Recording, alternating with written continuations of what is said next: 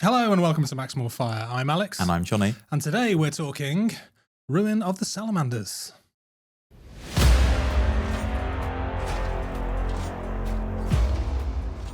Johnny, once again, here you are in my house. I snuck into your man cave earlier today. He's only just found me. So he thought while I was here, may as well record a podcast episode, right? It's nice and warm in here. It's lovely and warm in here. It's probably one of the warmest rooms in the house at the moment.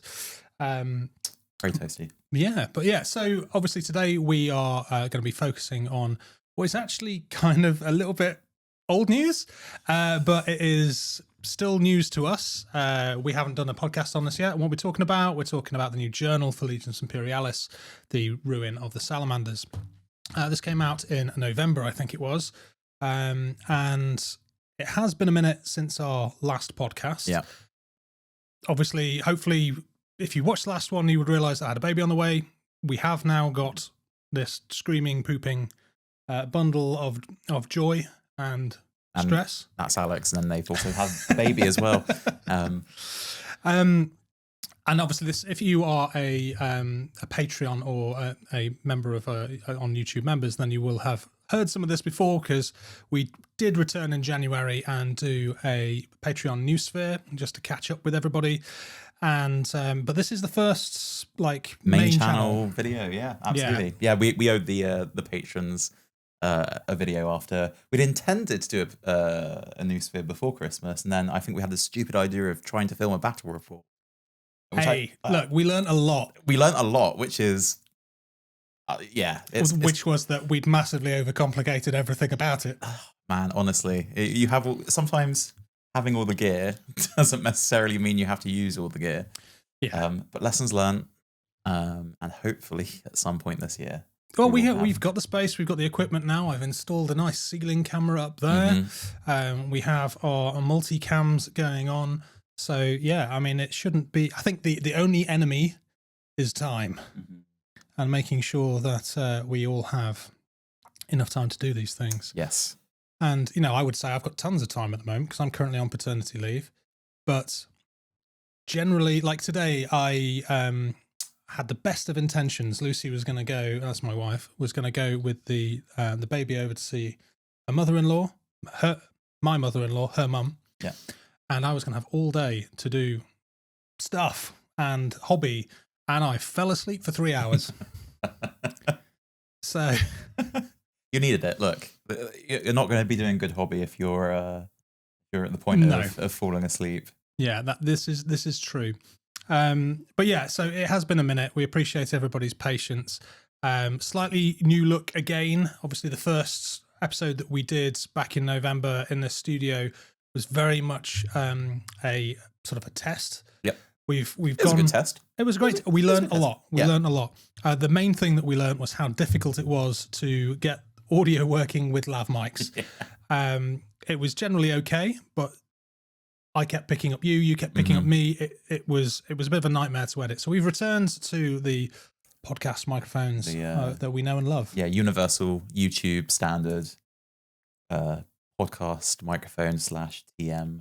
Yeah, and hopefully this time as well, you will have not one camera, not two cameras, but hopefully 3 if the Johnny Cam works this time. If the Johnny Cam works, then yeah, hopefully we'll have full 1080p Johnny's face and mullet for the entire episode, and who wouldn't want that? And also, I get to do the the office looking at the camera.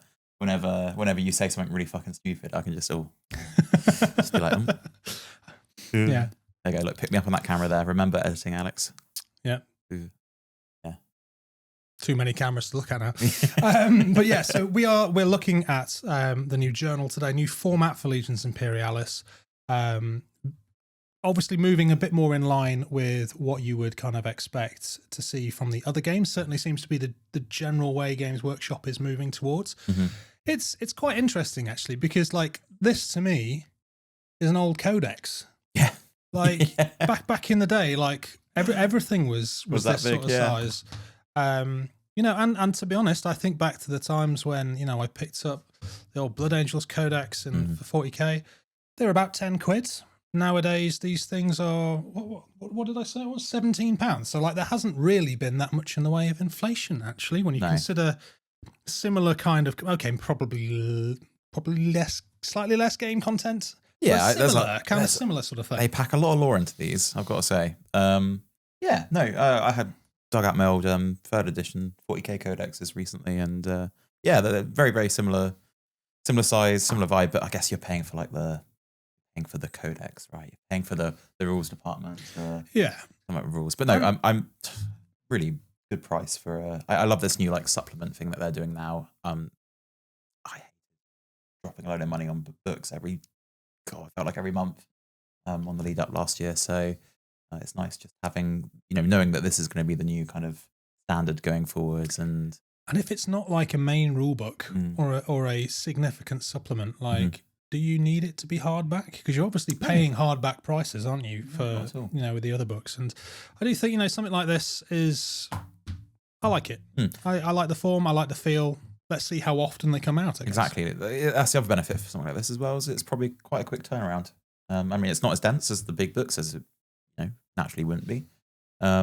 So yeah, I'm looking forward to seeing more of these come out. I'm looking forward to the potential of an end of year annual with all the information from all of these and updated something FAQs. more for us to buy. Something more for us to buy. Exactly. I'm just looking forward to spending money on paper to tell me how to spend money on my models. And before we crack on, though, I just want to say a big thank you to Jim McLaughlin and to Emmy for signing up on Patreon. Also, if you want to support the show, but you aren't really interested in signing up to a second platform, like everyone's being bombarded with various different social media outlets these days, right? Then if you're watching us on YouTube, then you already have immediate access to our YouTube members, just little locked videos, which you'll see on our home screen. If you're already in there, it's another option for you to get involved in the community and to support the show. What I will say, however, though, is that if you do support us on Patreon, you do get a little bit more direct access than you get on YouTube members, just because there's a whole kind of chat facility built into that. There's automation with Discord. It's a little bit more fleshed out. And I would also say as well is that YouTube members, just from a purely business side of things, take most of our money. Look, it's obviously it's great to I absolutely want people to sign up on YouTube members, but if you're not bothered about either, then please maybe consider going over to Patreon, because we get the full amount of the of your sub, whereas YouTube take about 40% of what you are paying, which YouTube, thank you, mate. But look, it's another way for you to enjoy the content. Exactly. If YouTube members is the easiest for you, I use YouTube members for a couple of channels. Really, really great. Nice and easy. All your videos are in one place. Absolutely go for it. Not going to have any complaints here. But, absolutely not. If you are wondering which you would prefer to do, maybe that will tip you over the edge to Patreon. But all support. You guys are awesome. Still can't believe you're supporting us all this way into the this year. And well, we smashed through the 3,000 target when we called that out a couple of months ago. We Crazy. are now sat about 150-ish away from 3,500. So if you haven't liked and subscribed, standard YouTube announcement, please do hit the button, free. Share the videos, watch the videos, like the videos. Exactly, because we're that great. We're that great. We're that awesome. But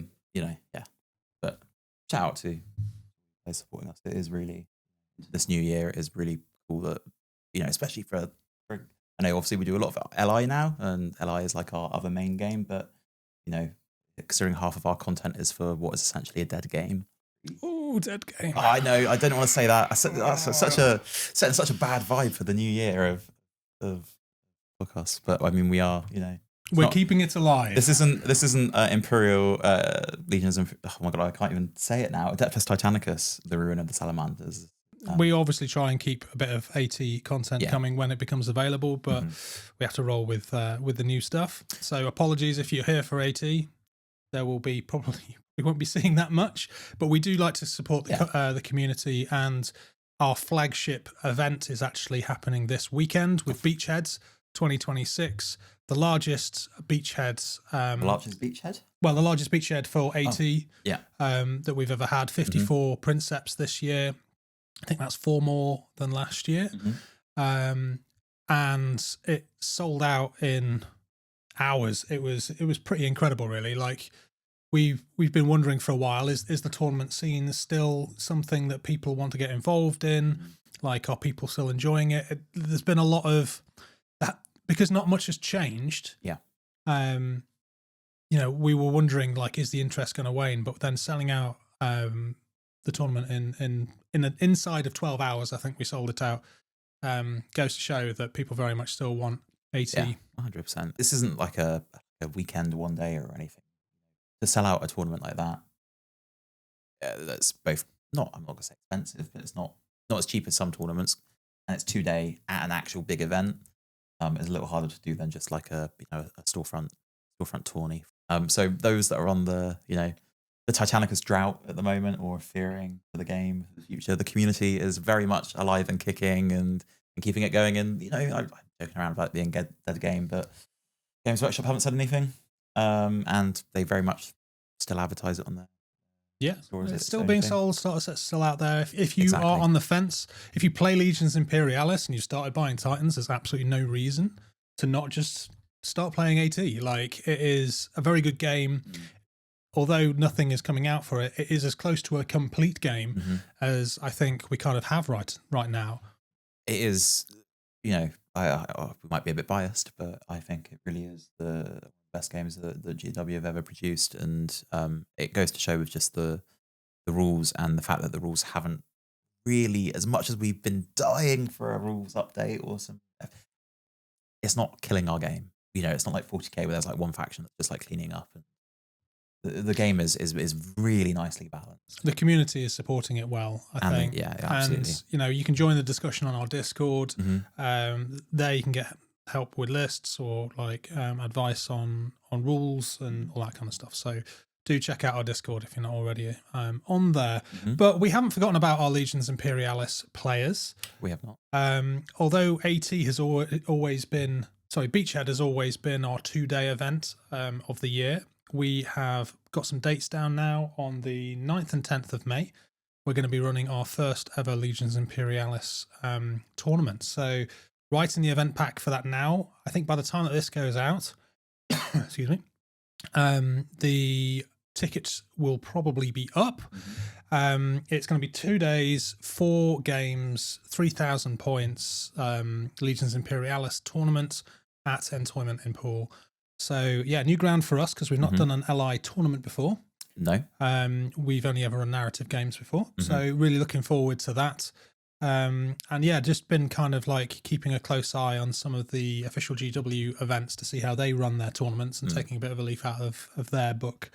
So yeah, put that date into your calendar if you want to participate in the UK on a Legions Imperialis event, 2-dayer. And then we haven't got a date for it yet, but towards the end of the year as well, we'll be also doing another 1-day event, which will probably be a narrative event, and we're toying with the idea of it possibly being a split AT-LI narrative event. Yeah, I've still got thoughts about that. I'm sure you do. I've still got thoughts about that, but it's doable. It's doable. It's a lot. Like, tournamenting one system is all fun, but when you're doing 2 at the same time and they're somehow interacting with each other, I think all that is a challenge. I mean, to be fair, like everything everyone has ever said about LI is like, oh great, now we can do the big combat and then the Titans and then the Battlefleet Gothic and then like Kill Team or like normal Horus Heresy, stuff like that. We should probably do it, but it's just figuring out how all those bits kind of mesh and interact. Yeah. Because obviously as well, LI's got its own built-in kind of Titans, as is anyway. We'll see. Watch the space. More on that will be coming, but not until after we've got the tickets for this LI event running. Let's just do one at a time. You know what? Let's just do Beachhead. We haven't got Beachhead out of the way. Beachhead is in a few days. We're a little bit freaking out. This might come across as a more noosphere main episode, because I think we're a bit, well, you especially, a bit frazzled at the moment. It's just a lot of prep. Yeah. It's it's a big tournament. We've got a lot of tables to get together. We've got we're trying to use automation on the scoring for the first time this year. Jesus Christ. So in the past we've always used like paper and pen. We're going to utilize New Recruit this year, so it'll either be amazing or it'll go catastrophically wrong. So We've brought this up so many times. I don't know why players cannot correctly fill in a paper sheet, right? And I am terrified that we are going to end up being tech support for the tournament, doing New Recruit instead.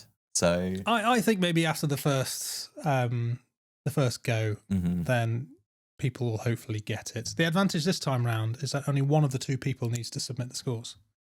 Perfect. So yeah, two people need to get it hopefully wrong. we don't have any. Yeah, there's only 1 point of failure. Yeah, it's going to be good. It's going to be interesting. It's nice to be able to actually use like the 40k guys. They've got like a BCP, West Coast, all that sort of stuff. It'd be nice to actually automate it, because there's nothing. The worst part of Beachhead is like the stacks of paper score sheets and going through it at the end, finally just like totaling up. But with it and the pressure that comes with that as well. Oh yeah, you're triple checking it, and it's not without effort either. Like we often do find there's like a number wrong in places and stuff like that. So having that kind of digitally, there's no question about handwriting or the Egyptian hieroglyphics that are used to explain the tertiary and secondary and primary points. It's all automated. We've got the lists in. Lists are all in. Everyone, I'm chatting shit about our players. I love you guys, by the way. Everyone's in. Everyone's got their submissions, so that's the first hurdle. Yeah, kind of over and done with. No last minute dropouts so far. All lists submitted. Yeah, it's going well. Yeah, I think so. But Beachhead is more than just the AT tournament. You can see we've got a plethora of nice, beautiful models in front of us. Yeah. So we have the Duncan Rhodes Succoats painting tournament prizes, whatever you call it. Duncan Rhodes is coming as well, and he's going to be running a painting competition. So you can see down here our entries that we're going to be submitting this year. I was very fortunate to walk away with a bronze in the vehicle category last year. You won't ever forget it. I'm hoping to walk away with something maybe a bit more with my knights, but who knows? We shall see. All we can do is put our best feet forwards. Absolutely. And yeah, it is nice, obviously, to see Duncan and meet him. And yeah, it gives us something to do as well, which isn't just sit on the table and count scorecards. Yeah. Well, I'll have to bring that board game as well that we were playing at the warm-up tournament for Beachhead, and really just complete the vibe. But we are going to be recording. That is the plan. That is the plan. Yeah, again, I don't want to say that and then we don't end up recording. But the idea, I think, which will be quite fun, maybe an extra reason to subscribe in any way you wish. But we're going to be doing a new Sphere episode, not live, but direct from Beachhead. So and we're hoping to have a public one as well. We shall see how much time that we have. We'll definitely be doing something for our patrons on Noosphere. Yeah. But if there is time, we'll also, depending how needy our players are, maybe have a little look-see at what it is to run an event at Beachheads for those of you who might be interested in that. Anyway, let's talk about Legions Imperialis, shall we? And the ruin of the Salamanders. Yeah.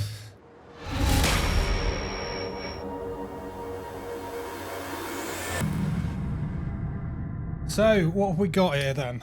This is a 48-page journal, £17 RRP at Entoyment. This is £14.45, which is very good price. Pretty good price. Pretty happy with that, to be honest. It beats the. I mean, what was it before? So it's the normal book is about £31.50, and the Liber Strategia was £40. So less than half the price of the Liber Strategia, and just over half the price for a normal book. But I mean, honestly, like my first impression of this is that the content has just been sort of slimmed down. We're still getting a similar number of lists, similar number of new units. but they've cut back on some of the other things, which was like really, honestly, just like Bloat. bloat. Yeah. In my opinion.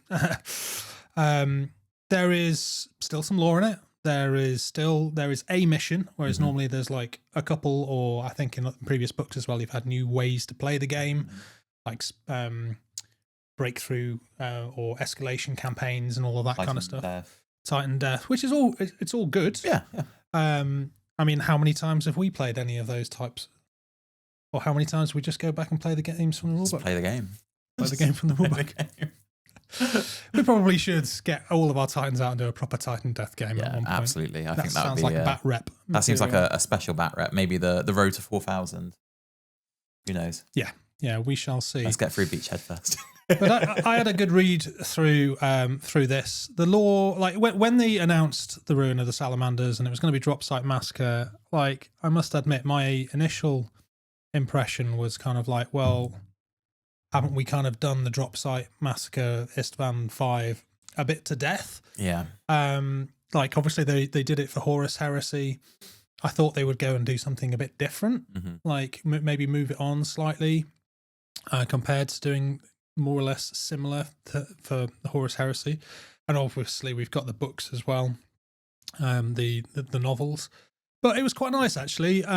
So the lore in this basically focuses around Ignis sector, which was the sector dedicated to the Salamanders, and it talks mostly, like predominantly, about the story of what happened when the Salamanders dropped in, and goes into much more kind of granular detail about who they encountered, like how they reacted to the traitors kind of coming up and shooting them in the arse. Yeah. And quite a lot is given over as well to the Solar Auxilia who accompanied them, and kind of like how they kind of sold their lives for saving a lot of the of the Salamanders. So it was a really interesting read actually. It kind of read a bit like a dossier, but it wasn't so bloaty that it was a bit of a trek to get through. Like it was a nice kind of amount of detail, of background, and I was quite surprised actually. Like it provided more than I expected, considering the size of the book. It's very easy with GW pubs or publications to just usually they front load their book with a load of lore. But I think when it's in this more like condensed format, they're not like we said, they're not bloating it. They're not filling it with. They're giving us a concise. Well, I tell you, like I was much more inclined to pick up a book that size and read it cover to cover than I was to pick up like the other couple of 100-page hardbacks and do the same. I'm sure that lots of people out there kind of pore over the lore, but for me, I do exactly as you say. Normally, I go kind of right. That's great. Straight to the unit profiles. Some pretty pictures, nice, cool. We're at the rules. Yeah. But yeah, that's what I mean. Like it felt a bit more codexy than we've kind of had before. A bit less of a tome. And as a tournament organizer, it is quite nice now that really you only now really need to bring 2 books with you. The Liber Strategia and the Ruin of Salamanders. Only if you're running the models which are in here, of course. But thank God they did do the Liber, because all those books. In a single tournament, would we get up to like 4 or 5, something like that? Surely. Yeah. Before, no, maybe not 4 or 5. I'm looking over there. There is a lot of books there. There is a lot of books there. Damn, yeah, 5. Yeah, a lot of books. Yeah. So yeah, it's nice to kind of go for something a little bit more lightweight. But this is the format which they are pushing at the moment. They did the same with Old Worlds. I think they were one of the first to roll out this kind of format. Yeah, that, like Arcane Journals, whatever, when that first started rolling. Yeah, and everything else is kind of following suit. Yeah, man, I do miss the softback codex era. All the lovely artwork and stuff like that in those old books. I mean, there is some really nice. I'm gonna hopefully what I'll do is I'll take some videos of actually the pages and try and splice these in over the top. But some really nice kind of artwork from like specifically looking at the Urgal depression.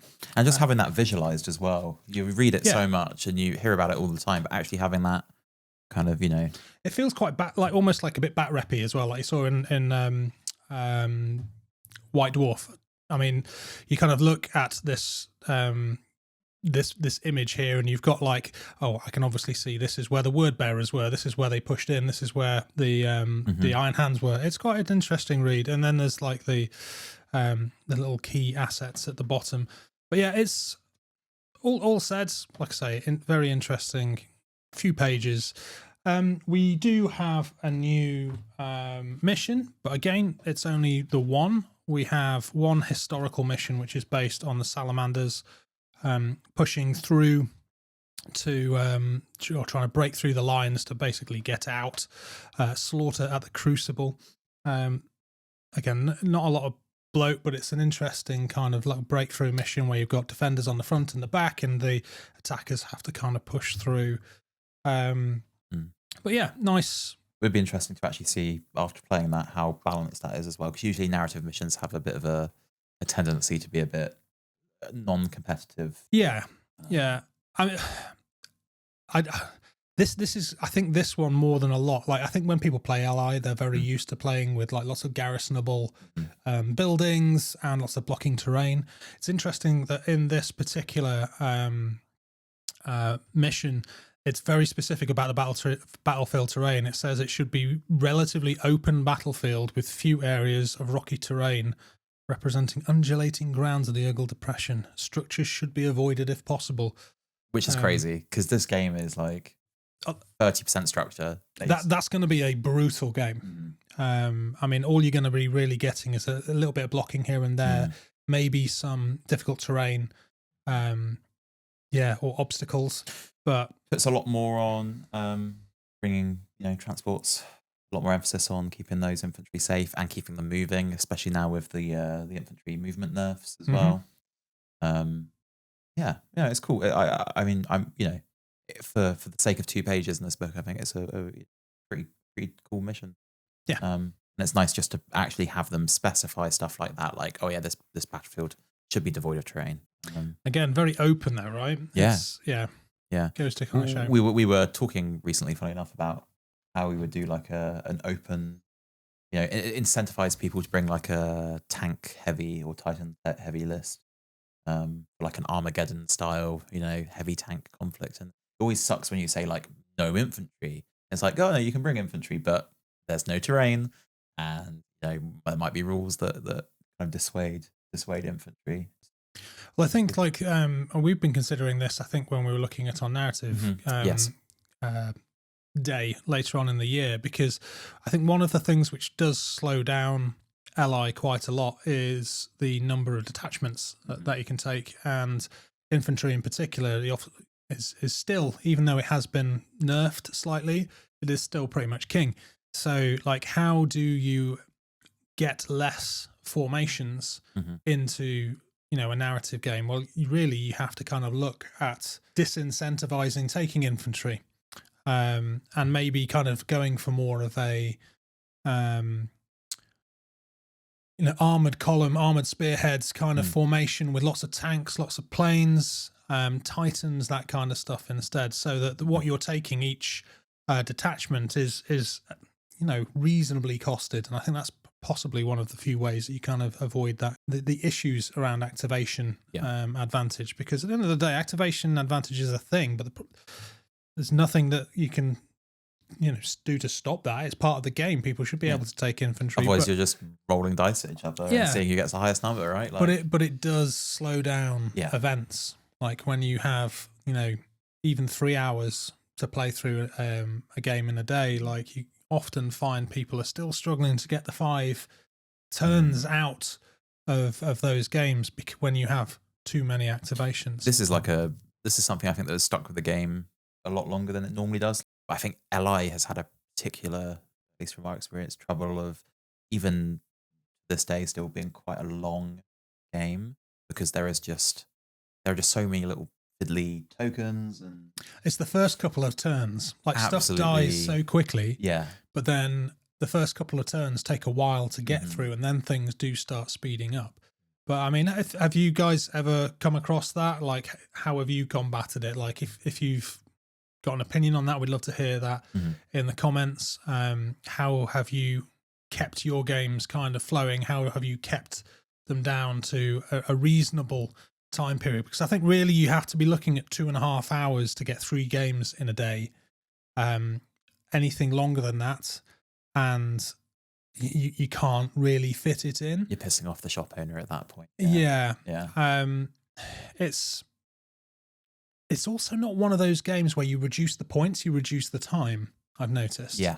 I think there's probably a sweet spot somewhere between 2,000 and 3,000 points where it is like the optimal time. But 2,000 points, when I've played 2,000 points, didn't really take noticeably any less time to play than 3,000 points, because generally you've got stuff which is being killed quicker at the larger points, or not being killed quite fast enough at the smaller points. But yeah, let us know your opinions and what you kind of think about that. Shall we have a look at some units? Oh, we better. This is the first time we've done a deep dive on this in this new format, so Wow, we've got a book here in yeah. front of us, and hopefully I'll find some way of keeping it interesting for you guys. But it's just gonna be us like reading the book the entire time, just like whispering between each other, not including you guys. What was that? What was your opinion on that? But obviously the main theme of this is Saturnine. We kind of knew that this was coming back in the summer when Heresy 3 dropped, but also the Marine Super Heavies. It's a very Marine heavy supplement. There's a little bit of courtesy paid to the Solar Auxilia, but all of the new units are for Adeptus Astartes. So if you are a Mechanicum player, or you are a Solar Auxilia player, then unfortunately there is not a lot in here for you. Certainly Mechanicum player, there's nothing in here for you unless you want to take these as allies, of course, which you're supposed to. The game is built around that. You've eaten pretty well though, Mechanicum players. I think you can chill for a bit without any more relief. I think that they have, but traitor Mechanicum players have eaten very, very well. Loyalist Mechanicum players probably could do with something a little bit more. A little bit more, a little bit more. It'd be nice. Maybe some Alternatus, maybe. Maybe we'll see some of those. Oh yes, yeah. They're just Scutari, right? The Heresy-era Scutari. Yeah, they're kind of in between, like, because you've got the full-on cybernetic Thalax, you've got the Ad Secularis, like robo thralls. Yeah, like the brain-locked humans or whatever it is, right? And then those guys who are like the somewhere in the middle. I've noticed with Heresy is everything is so much stronger back then. Like the Scutari are like, monsters compared to their like modern 40k equivalent. Yeah. It's very it's very interesting how they do that for a lot of the stuff. Like everything was just like so much more grander and more magical, and as those 10,000 years post Heresy it's just driven everything back to a dark age basically. Technology is lost during the Heresy even that they had.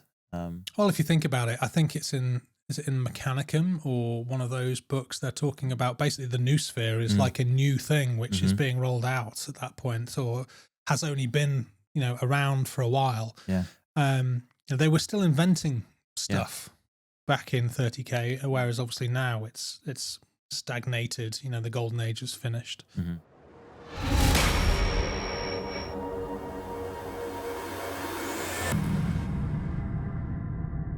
But let's have a look at some units, shall we? So starting off, we have the Legion Saturnine Command. This is your HQ detachment. It is 50 points, movement 4, save 4+, CAF +4, morale 2+, with 2 wounds. Comes with Saturnine power weapons and particle shredders. And the special rules: very bulky, armoured, commander, inspire 8 inches, invulnerable save 5+, master tactician, and implacable. So yeah, I think the big thing here is, 50 points is what? That is double the price of a normal Marine HQ, but you obviously are getting your 2 wounds. Someone far more tanky. Yeah, and you're getting armoured as well, which will help against light hits, but you are losing Medicae. Which I think is quite a nice. Yeah, I don't think that's too much of an issue, especially now that apothecaries can be taken in tactical units. I think, yeah. And also, they're tanky enough. Really, I don't know how much more Medicaid is going to add to that. No, and obviously the armored is going to help against light hits anyway. Yep, exactly. So maybe they thought with re-rolling successful hits on the armored rolled, and also giving you a re-roll for your saves might be a bit much, especially when you've got a 5+ invulnerable save and a 4+ regular save. I don't see at this point. I'd be interested to see if anyone in the comments has anything on this. But how, like, in what situation now do you take a normal command squad over the Saturnine command squad for the sake of 25 points, which in LI is? I guess it depends on what you're going to be using the Saturnine or the command for. If you're just there to throw out, what is it? The Master Tactician changing of orders, and a 2+ morale, then really all you're buying is the extra wound, slightly better save.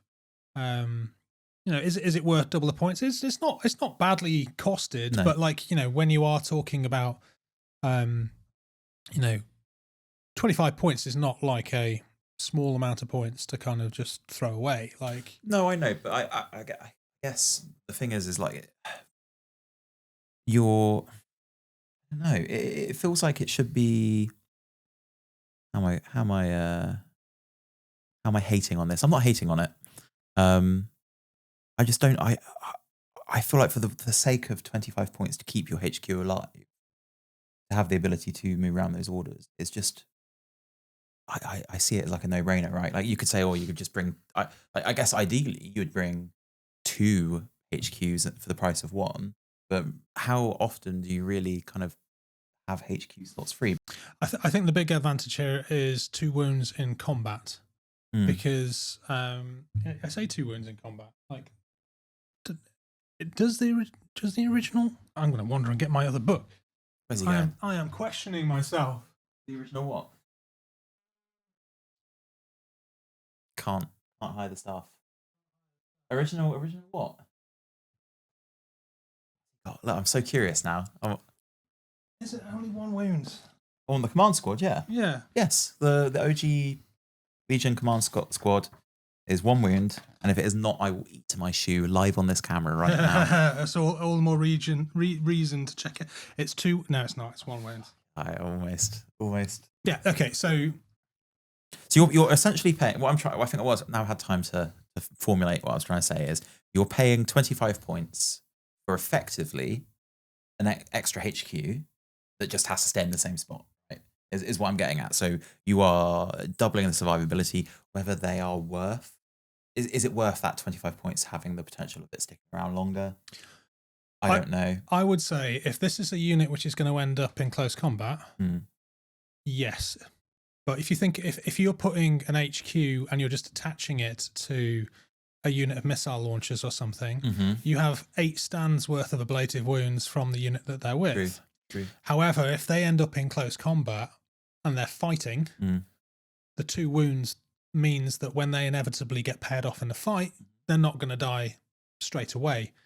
The Implacable is a good addition. Does it? Probably should have checked all of this shit before. No, you got the Liber. I've got the Liber. Okay, I was going to say, it's the latest one.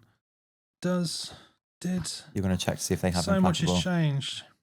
Yeah, so the Legion command doesn't have Implacable as well. No. Like you said, you've got that armored as well.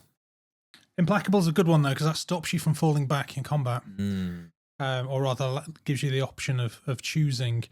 But yeah, you're getting a better invulnerable save. You're getting Implacable. You're still getting Master Tactician. You've got the same Inspire range of 8 inches.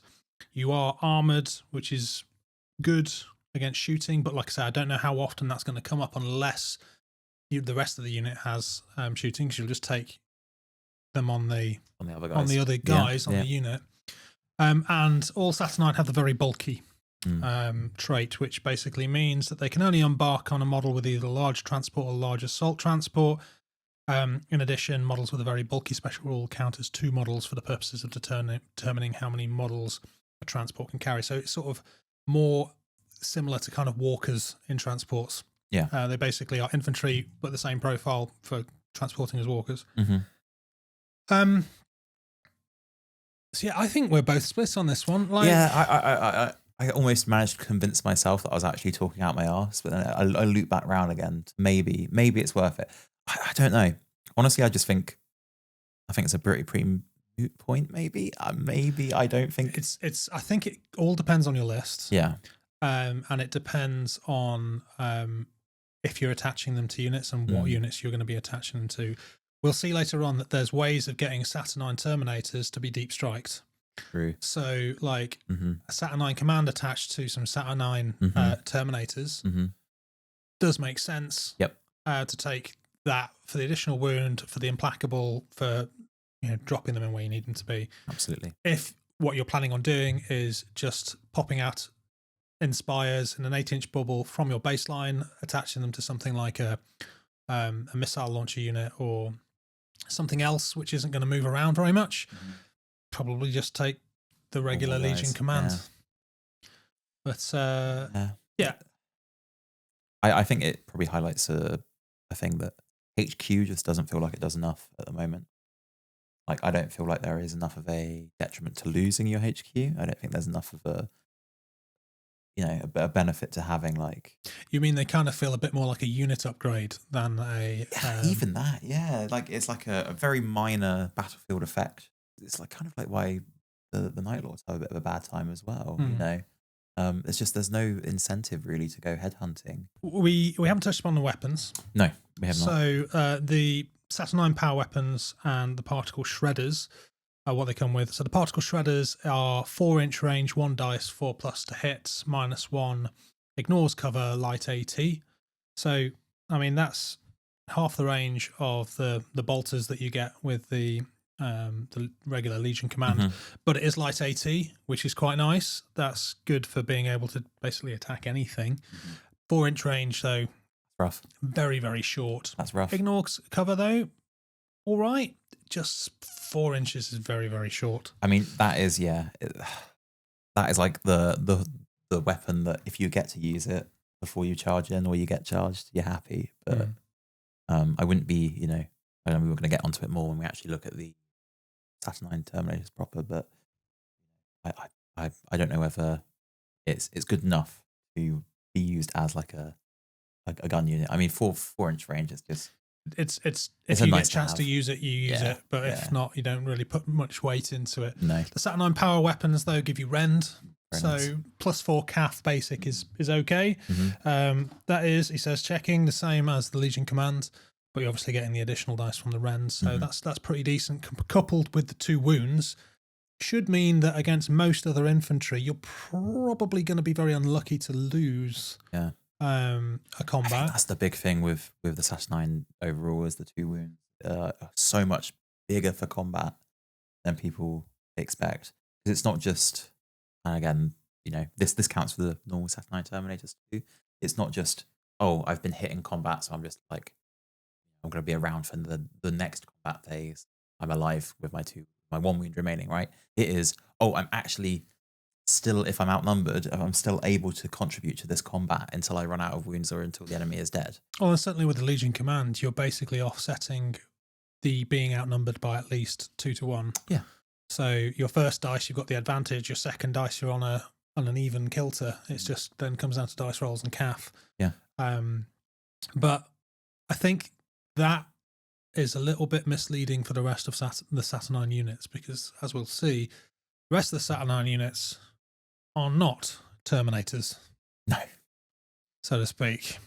No. So moving on, let's have a look at the Saturnine Terminators. So for this, it is the the Legion Saturnine Terminator detachments, 85 points. You get 3 bases for that 85 points.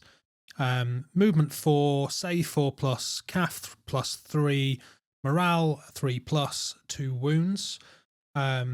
Every model has one of the following: plasma bombards and disruption fists, paired plasma bombards, twin heavy plasma, twin heavy disintegrators and disruption fists, or paired twin heavy disintegrators. Paired twin heavy Disintegrators. Yeah. You can also add as an upgrade any Saturnine Terminator model can exchange its selected weapons for plasma bombards and twin heavy disintegrators for 10 points. And you can increase these up to units of 9 for an extra 150 points, or by 3 to 6 for a plus 80. So a slight reduction over the original 85 when you start buying in bulk. But you can only take them in 3, 6, or 9. You can't take anything in between. They're very bulky, armoured, implacable, invulnerable save 5+, and steadfast. So still quite slow.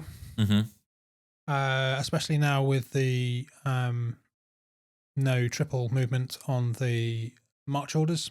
So they are quite slow. Their CAF is sort of middling for a Terminator. These are very much more the gun platform Terminators than your go up and smash them in the face Terminators that we have with the original Legion ones. They can be quite shooty. I feel like they're very expensive. Yes. For what you're getting. You're effectively getting 6 stands, aren't you, there for 85 points, if you count them as 1 wound. So six wounds for 85 points. Yes. Yeah. I mean, normally that's 50 points for normal Terminators. You get 4 bases. For 4 bases of normal Terminators. Right. But they only have the 1 wound, obviously. Yeah. So maybe not too overcosted. I mean, if we're 2 stands of normal Terminators versus 1 stand of Saturnine, the normal Terminators are going to be more expensive. Not with the upgrades. I think for 8. Yeah, I think it comes in at about 880, something like that, plus 30. So I've got it right here. Look over my shoulders. You don't see this. So it's 90 points for 8 Terminators with a plus 4 CAF, and they can deep strike as normal.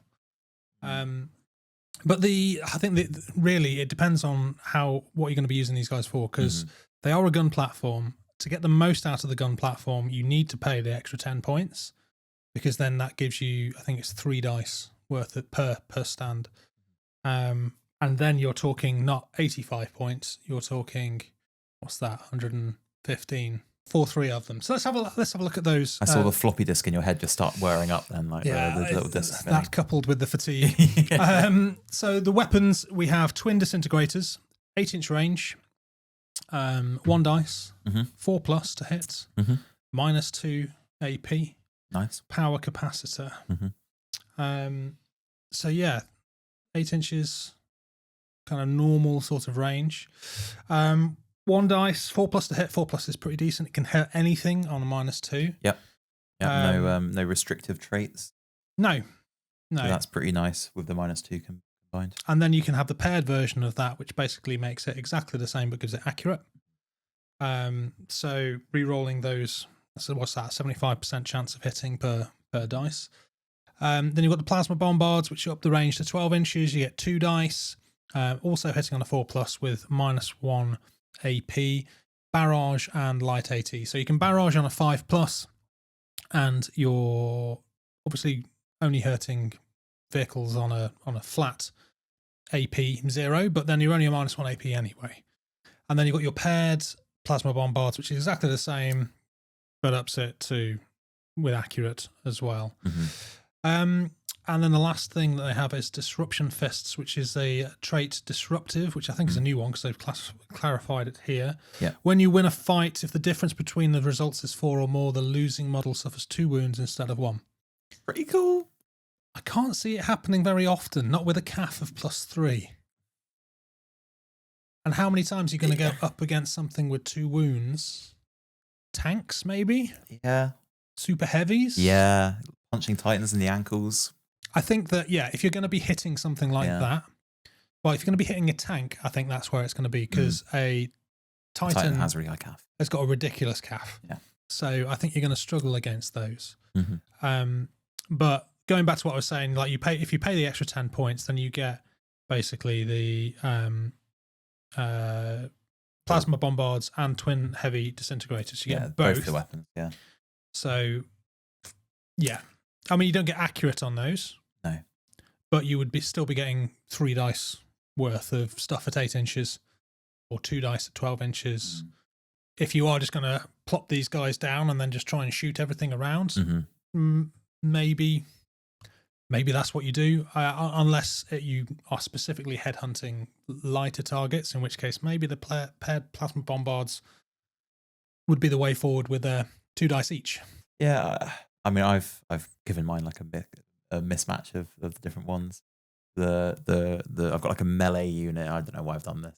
I'm stupid. This is the guy that did all melee titans for his first titan list, right? So obviously I had to do the demon infested special Saturnine Terminators that the word bearers get apparently, like a new lore edition. Okay. And they've got I wanted to give them the fists, so they've got the fists and the bombards. I haven't made mine up yet, but I understand that there's an awkward number of weapons in the box. Yes, so you are going to have to kind of give at least one model on each stand a fist. Certain loadouts you can't do like certain configurations. I think there's like one arm that like runs out really, really quickly for the guns. I think what Goonhammer suggested was that you just say one is a sergeant and he's got the fist. Yeah, right. And don't get too hung up on WYSIWYG. For a game where the minis, the actual miniatures are like 6 millimeters in height. Like don't lose any sleep over it. Yeah, like who cares? Just run if you want to have the certain weapon loadout, just run the range guns and just make sure you're super clear with your opponent what they're actually representing. What I do like about these guys though is good save, good invulnerable as well. So anything over a -2 is not going to count really. You're only ever going to be getting 5+, and you're armored against those light hits as well. And you've got your 2 wounds. I'm still not sure if they are, unless you're taking them for a specific purpose, and I think the specific purpose we'll come to later on when we look at the formation. I don't think it's worth the 85 points plus 150 points for a stack of 9. It's a lot. It's a very expensive unit. Yeah, I mean, if you were upgrading even a few with the dual plasma and twin heavy disintegrators, and you were taking 6, you're still talking the best amount of like 200 points, which feels like a lot for infantry. As you say, there's lots of stuff out there which kills infantry at the moment, and there's a lot of things which are going to be shooting at these guys, which is going to completely bypass their armored. Yeah, absolutely. Ability. And they're not quite cheap enough to be a distraction card effects either. No, that's the other thing as well. I can see maybe use of them, like there's certain, often find in LI, there'll be like objectives by buildings, so you just like whack squads in the buildings and just leave them there for the entire game. Sometimes you have objectives that are like nowhere near any garrison terrain, and I think maybe this is where they might come in a little bit more. Plop them on an objective, hope that their armor survives. Anything that gets within 8 inches, just start blasting. I think you're doubling down here on 2, well, maybe 3 ways of delivering this. Really, the only ways that you aren't going to foot slog these guys. No, you're either going to deep strike them when you can, or stick them in a Mastodon or a Thunderhawk. At which point you're adding another, however many hundreds of points it is. I can't remember off the top of my head. For those transports as well. Out of those 2 transport options, I think the Mastodon is probably where you would go with the void shield generators and the armor that it's got. I think they have the most chance of delivering them safely up the board. Yeah. It's a lot of points to be putting in a transport.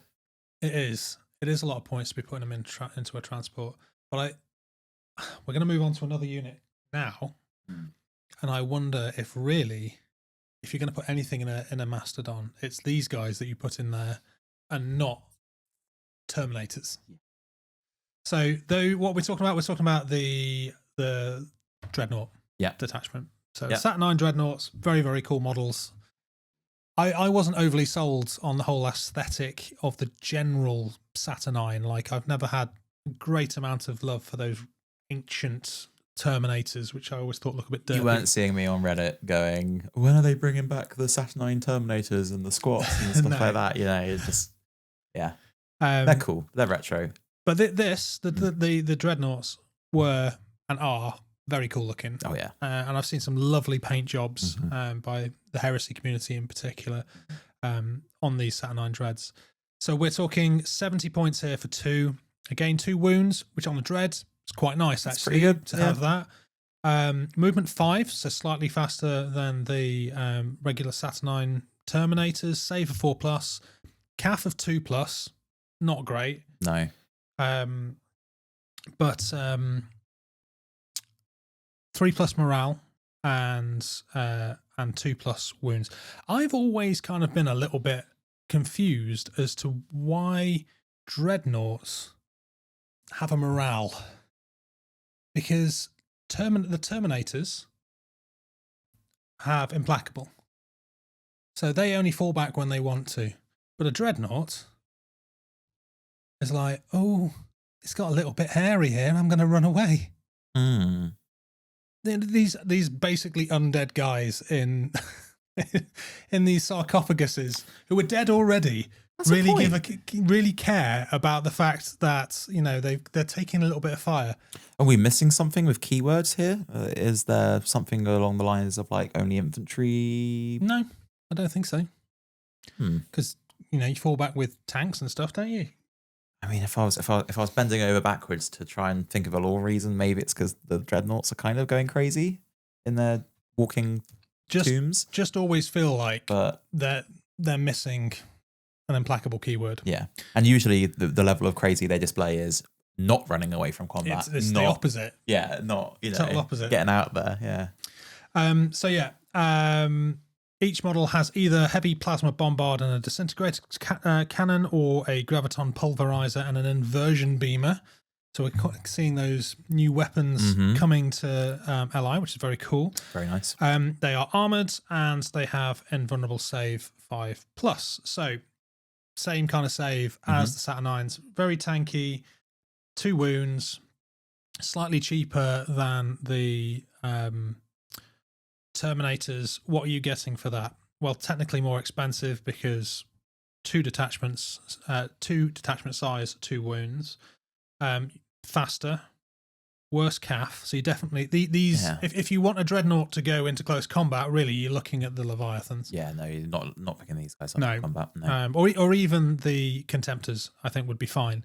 These guys are a gun platform. This is obvious by the fact they have no close combat weapons attached to them whatsoever. I think the closest comparison to these is the Leviathan, if you were going to be kind of going points for points.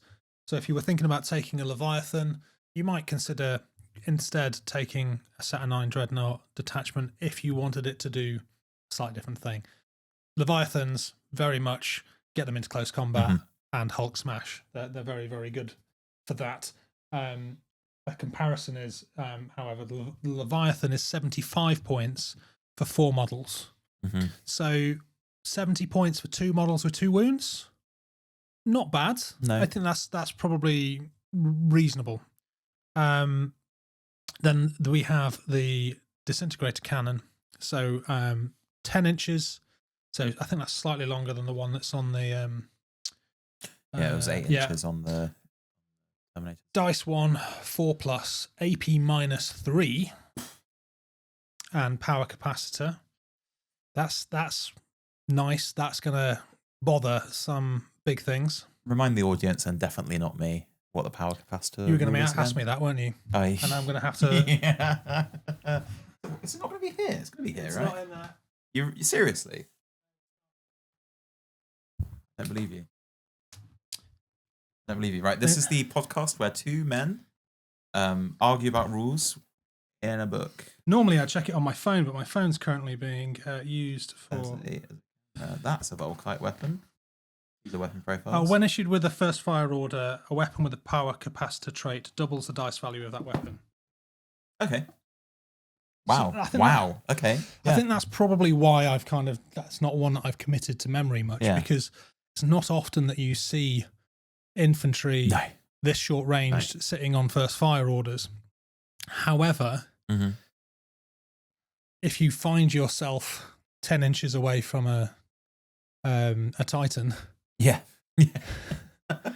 and it doesn't seem to be going anywhere, then you There you might go. consider doing the power capacitor, because then you're getting 2 dice, 4+ to hit, AP -3.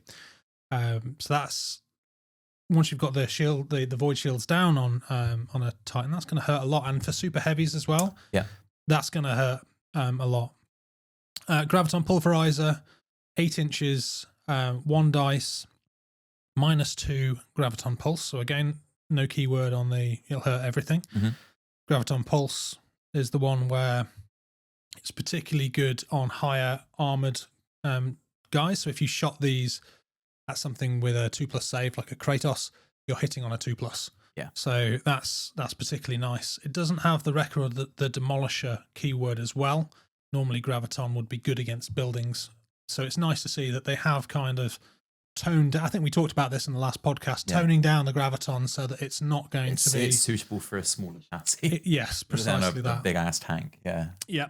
The heavy plasma bombard, 16 inches, 2 dice, 4+ to hit. Seems to be a nice theme with the to hits. 4+ seems pretty good. -1 light AT and barrage. So that is again very similar to the plasma bombards. All it is a longer range plasma bombard that we saw on the Saturnine Terminators. Fine. Nothing... 2 dice is nice. Light AT, okay. A bit rough. I'm kind of comparing this in my head back to the Thanatar plasma mortar or whatever it was called, and that had ignore cover as well. I kind of hoped that they would, but obviously not quite the same. No. And then the inversion beamer, which gets better the closer you are. So cool. 8 inches, 1 dice, 3+ to hit, -2 AP, no other traits, or at 16 inches, 1 dice, 4+ to hit, -1 AP. So what have you got there? The heavy plasma bombard and the disintegrator cannon. So that would be pumping out 3 shots, hitting on 4+, barrage, light AT, and dice of power capacitor.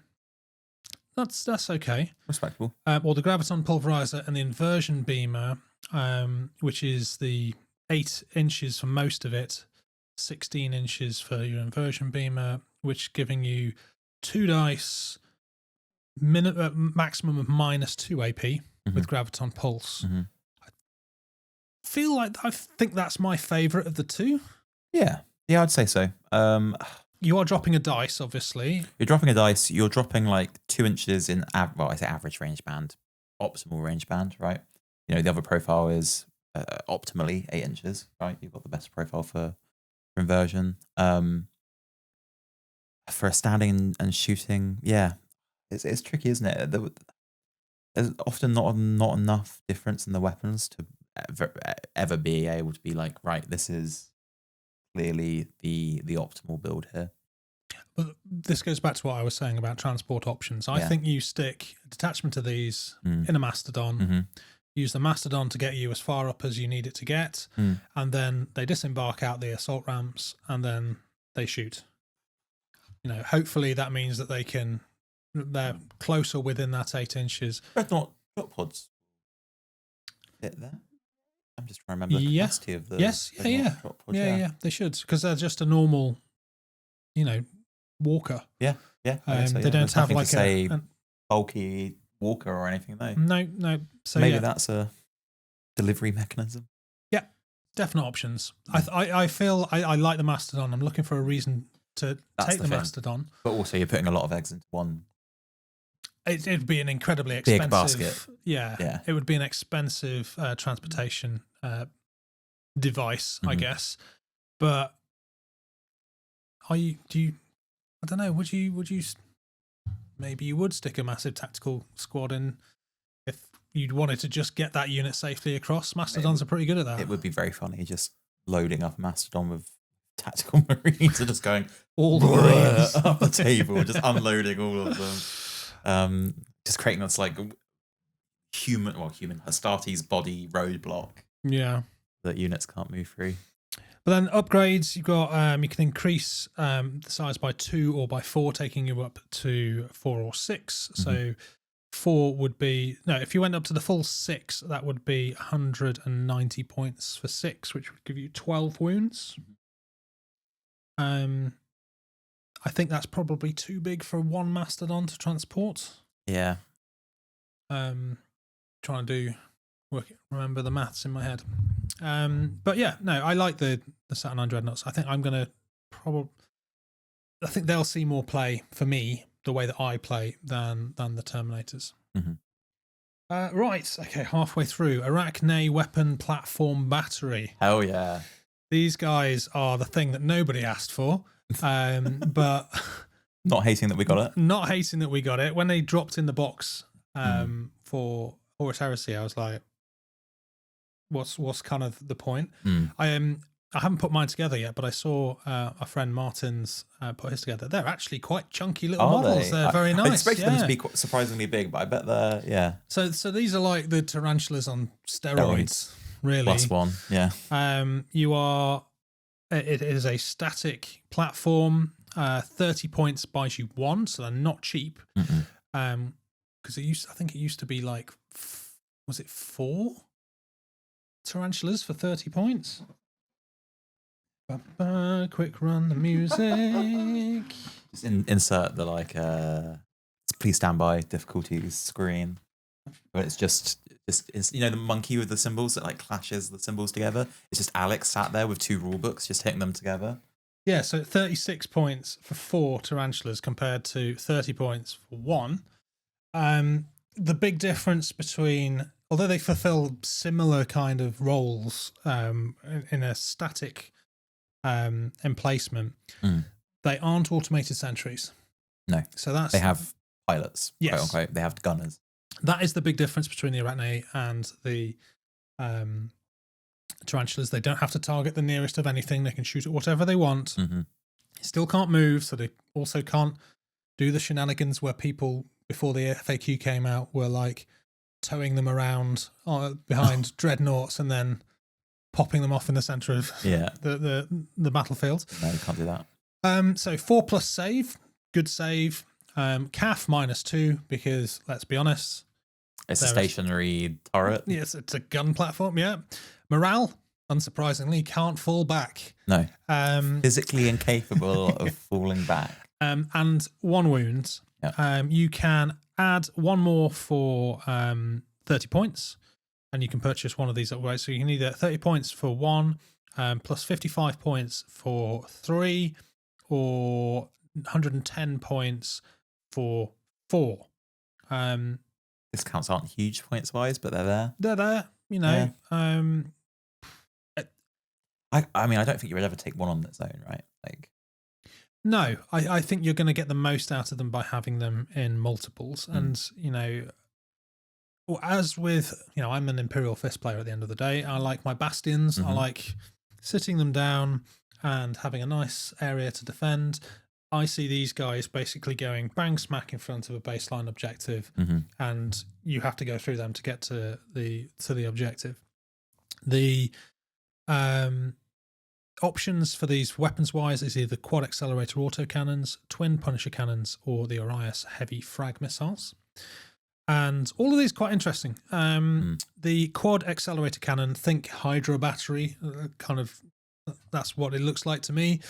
18-inch range, 5 dice, 5+ to hit, -1 AP with tracking. It's a lot of dice. It's a lot of dice. It'll hurt anything. Yeah. As well. Yeah. With AP -1 and no negative keywords. And tracking is re-rolling hits on flyers. So it gives a big bubble for taking out any enemy aircraft, but it also will hurt anything. It'll take down Titan's shields. 5 dice. 5+ to hit is a bit rough, but we're kind of used to that as being like a normal. With that many dice, though? Yeah. And especially if you're taking like. For a 30-point model. Yeah. Yeah. I'm not saying no to that. But if you're taking, multiple, if you imagine you're taking that, 4 of those in an area, 20 dice. I mean, we just had a discussion for probably far too long about how, Saturnine Command is 50 points, and this is 30 points with. 5 dice, no effect on who it's going to hurt whatsoever. Oh, and it has an invulnerable save at 5+, which pretty good. They're pretty cool, and they look cool. I do like these guys.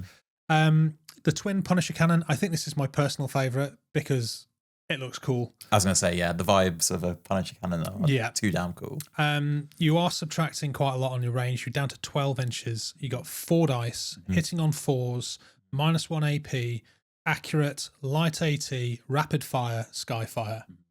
So I think that the rapid fire makes up for the 1 less dice. Skyfire is pretty good again. Obviously, it's only 12 inches, but it's still, a bit of a bubble against anything that's going to be flying overhead, if it ever does. And accurate, hitting on 4s, 4 dice, means on average you're going to hit with 3 of them. I think that these are just lol. For you stick them in front of an objective and then you stick them on Overwatch. Yeah. Just leave them there. Or you shoot anything that's kind of within range. There is something which makes this even better later on. They're teasing this formation at the end here. It better be. On as it is, I don't think that the twin Punisher cannon is probably worth taking over the quad accelerator autocannon. No. However, you couple that with something later on, and I think that becomes a viable option at that point. Viable, scary. Then something quite interesting, you have the Horus Heavy Frag Missiles, 24-inch range. That's usually half the board. Do they have those in 28mm Heresy, the Horus? It's just the auto. Is it just the auto cannon? I think it's just the auto cannons at this point. We're getting lucky here with that line. Well, we always eat a little bit good, don't we? Yeah. So 2 dice on the Horus Heavy Frag Missiles, 4+ to hit, AP 0, barrage, blast 3-inch, which is interesting because we don't have very much outside of Titans, which has blast, light, and limited 2. So limited's kind of rough. And you could potentially hit a lot of stuff with this. Yeah. I feel like it's something I'd need to try a few times to really see. I don't know if I'm missing something. Yeah. But I don't know why you'd pick that over the quad accelerator autocannons. These weapons basically go on like a scale of the accelerator at the top being all comers. Then you have like the Punisher, which is like light AT, and then just with the frag missiles, it's just fully light. My answer to that is my answer to a lot of the stuff that's like that. There's already so much in the game that kills infantry. And it's a frag missile, but unlike normal frag missiles, there's no ignores cover there. I wonder, did it need limited? What am I missing on this? Please school me in the comments.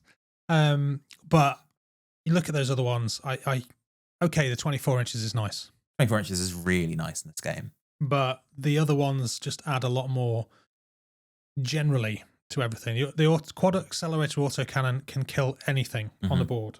For the sake of 6 inches. For the sake of 6 inches. Yeah. Including stuff in the sky. Yeah. Twin Punisher cannons can kill most things.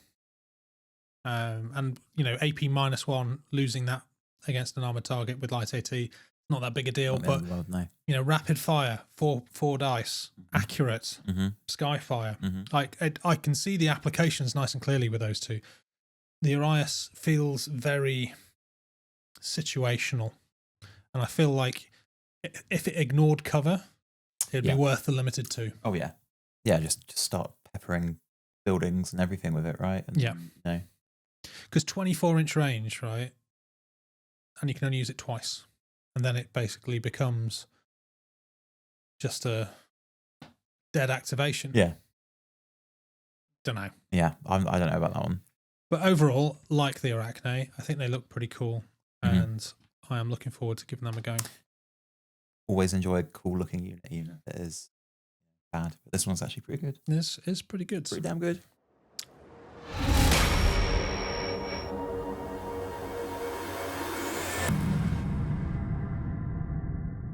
Now on to something that everybody has been looking forward to.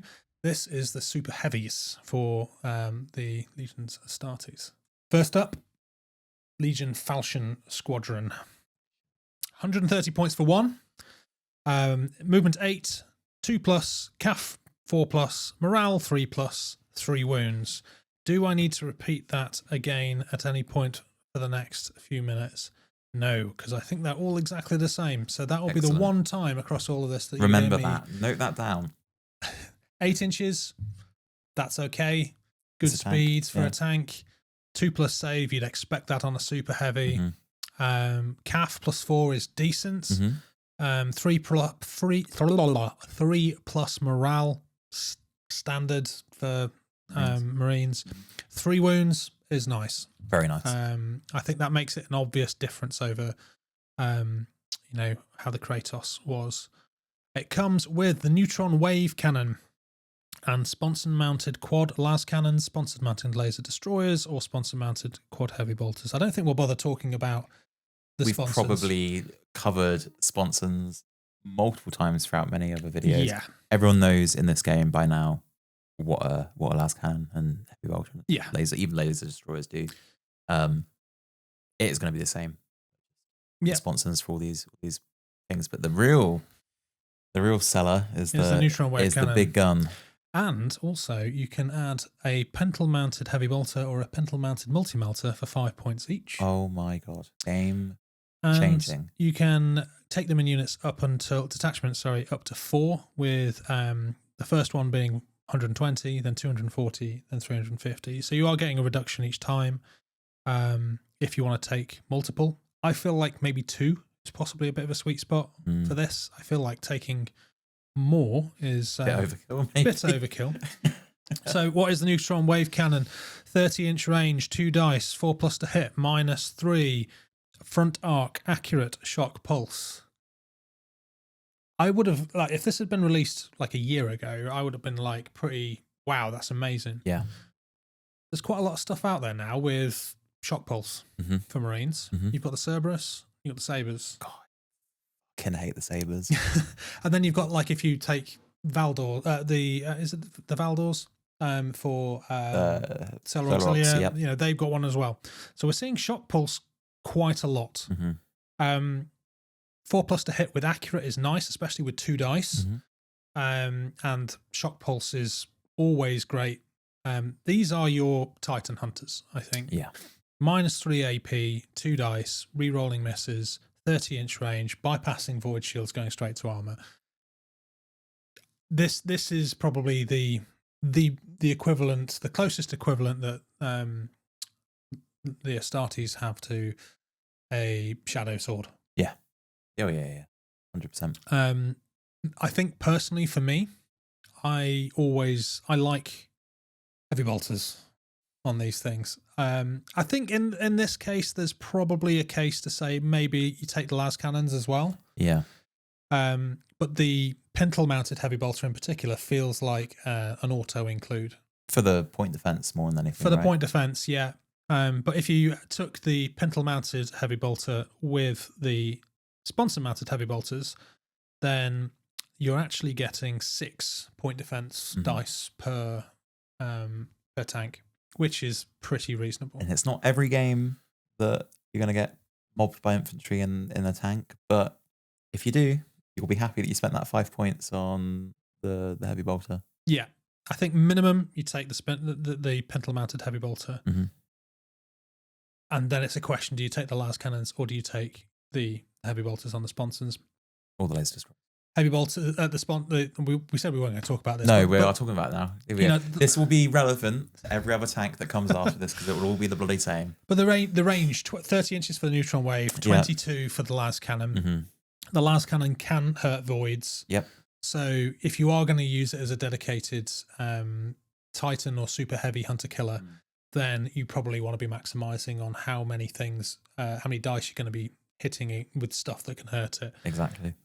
I mean, the laser destroyers are technically better because of the -2, but it's 15 inches. It's another 7 inches less. It's half the range of the neutron. Yeah, and you as much as this is a super heavy tank, you're not going to want to drive it up front for everyone to see. No. To get in range, at least you want to take advantage of that that massive 30-inch range, which in this game that's big in this game. That is huge in this game. You're not going to find many models outside of Titan range bands over 30. No, 22, 24 is kind of the norm, isn't it? And that's like the long range norm as well. That's like, what's that? Is that missile launchers 24 or a bit further? It's not important enough, but yes. You're not finding a lot of 30-inch range stuff, basically. Yeah. Yeah, no, it's nice. Yeah, I don't know.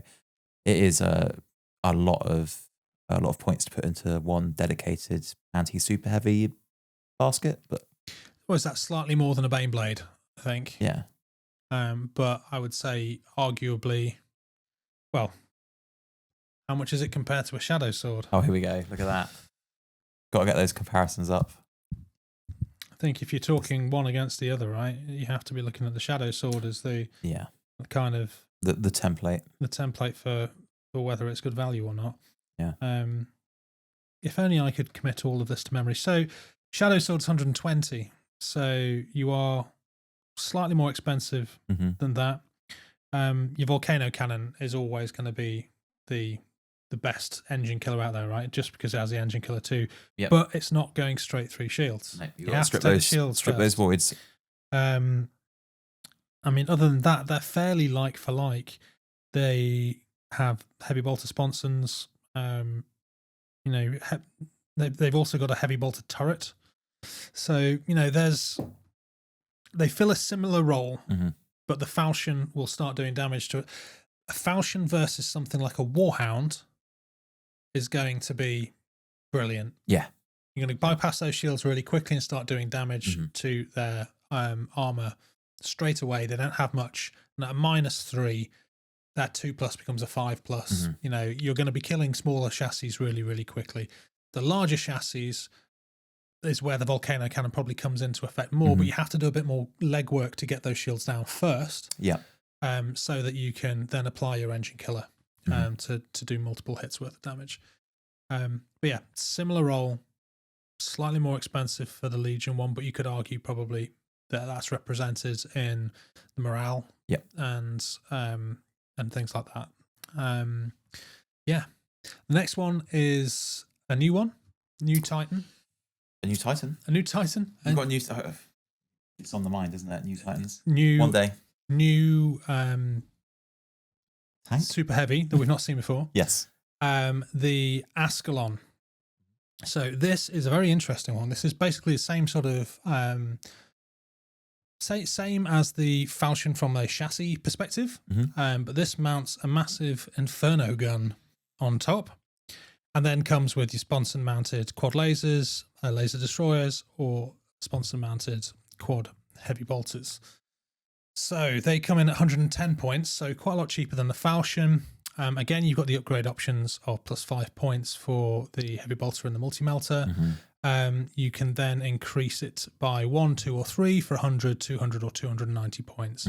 So quite a lot cheaper than the Falchion, but very, very different for what it is, like its purposes.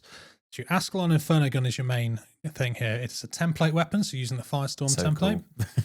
Cool. Any excuse to use a template. Yeah. I want it. 4+ to hit, -2 AP. It is light AT, does have the Firestorm trait, and does have a front arc. I was very quick to discount this as not really being worth taking based on that profile alone. For 110 points. A big ass flamethrower, a Titan level Inferno gun essentially. Yes. And then just give it every single heavy bolter option possible and just drive it up the middle of the field. The thing which changed my opinion on this is that a template weapon like the Inferno gun you don't declare a detachment as your target. Right. So, in theory, you have heavy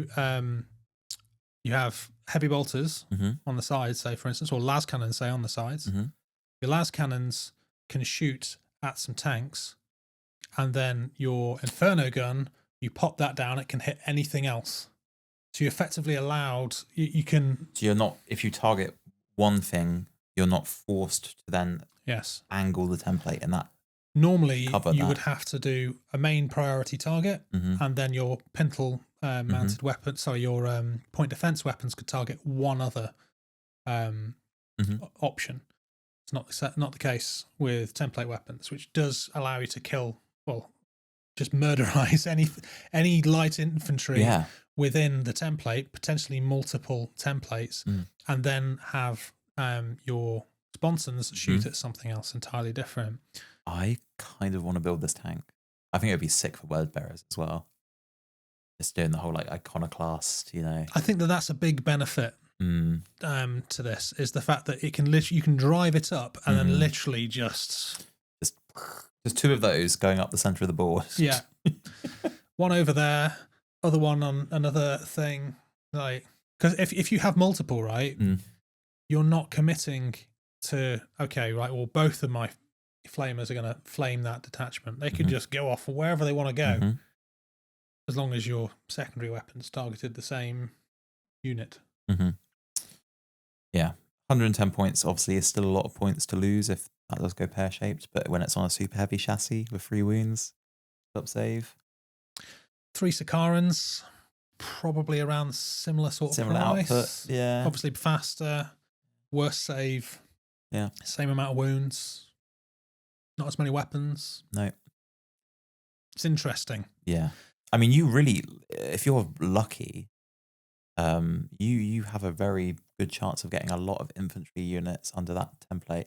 Or a lot of units in general, doesn't have to be infantry under that template. Yeah, and light AT, of course, doesn't necessarily mean that you have to just target its infantry. It's going to hurt larger stuff as well. Larger stuff, yeah, exactly. And you're essentially kind of almost getting a split fire in the sense of anything that falls under that template. Yeah. So if you're shooting a unit that's got like tanks, like dreadnoughts with it or whatever, and if you shoot a garrison, of course, it hits everything in the building, even if you just clip the building. So, like with some clever placement, you can cause a lot serious of damage. Yeah, absolutely. So yeah, big fan of that. Yeah, big flamethrower, big fan. Always fun. Legion Glaive Squadron is the next one. So same, 110 points.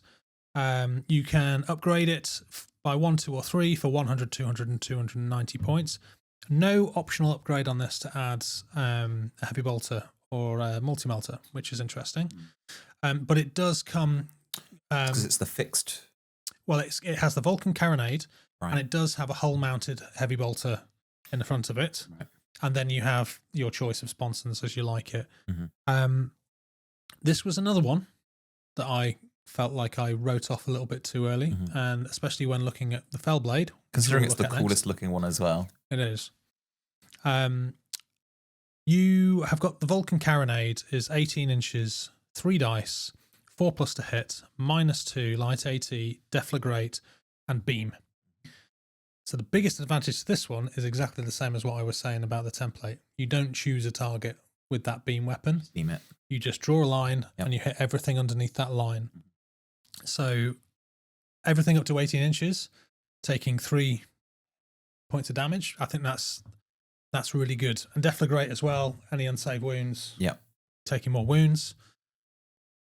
Very cool. Yeah. And I think that I think both of those are tanks that you're going to drive into the center of the field and just cause absolute havoc with. And again, what you pair it up with, I'm not sure. Maybe you do go all heavy bolters and use the Volkites to aim for lighter sort of targeted tanks. I mean, because again, you'd be getting 6 dice worth of heavy bolters out of that. But it's not like you don't have the point defense already. No, true. So you could go las cannon to sort of complement the Volkite, and then you've already got your 2 hull mounted heavy bolters in the front as well.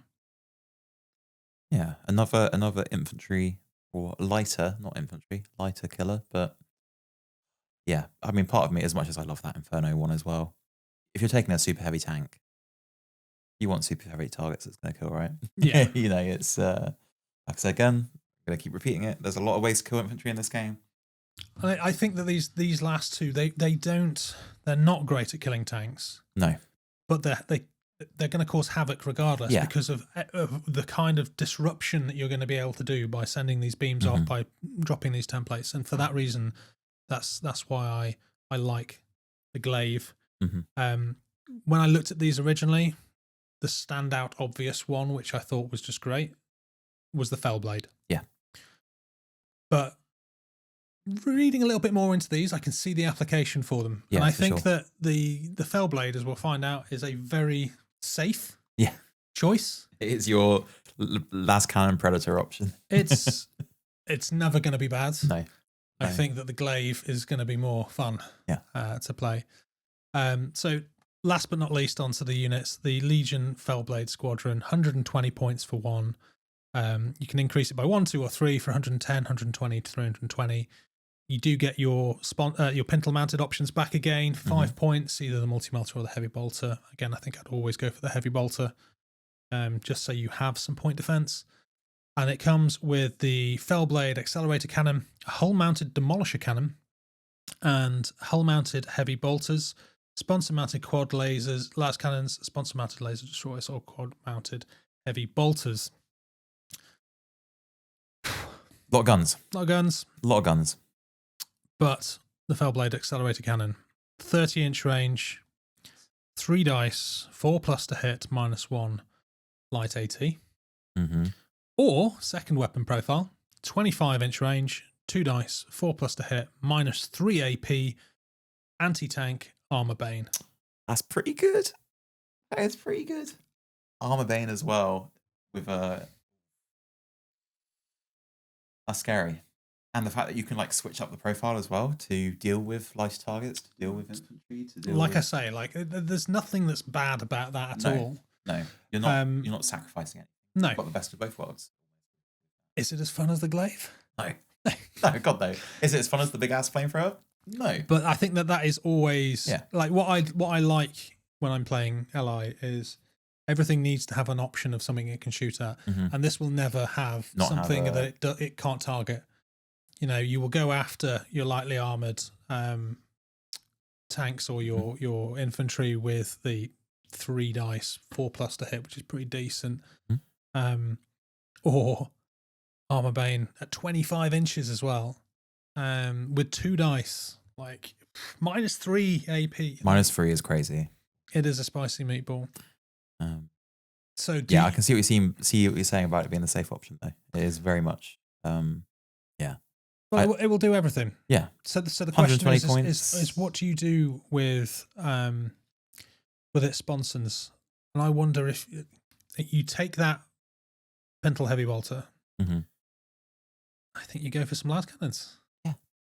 Because then this thing can it's not quite as good at tank hunting as the what was the first one? The Falchion.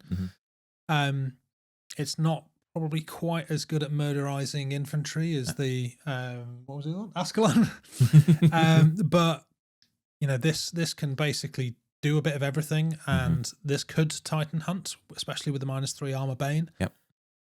Once you've got through those shields. Of course. So having the quad las cannon as well, 2 dice accurate, you know, hitting on the 4+ -1.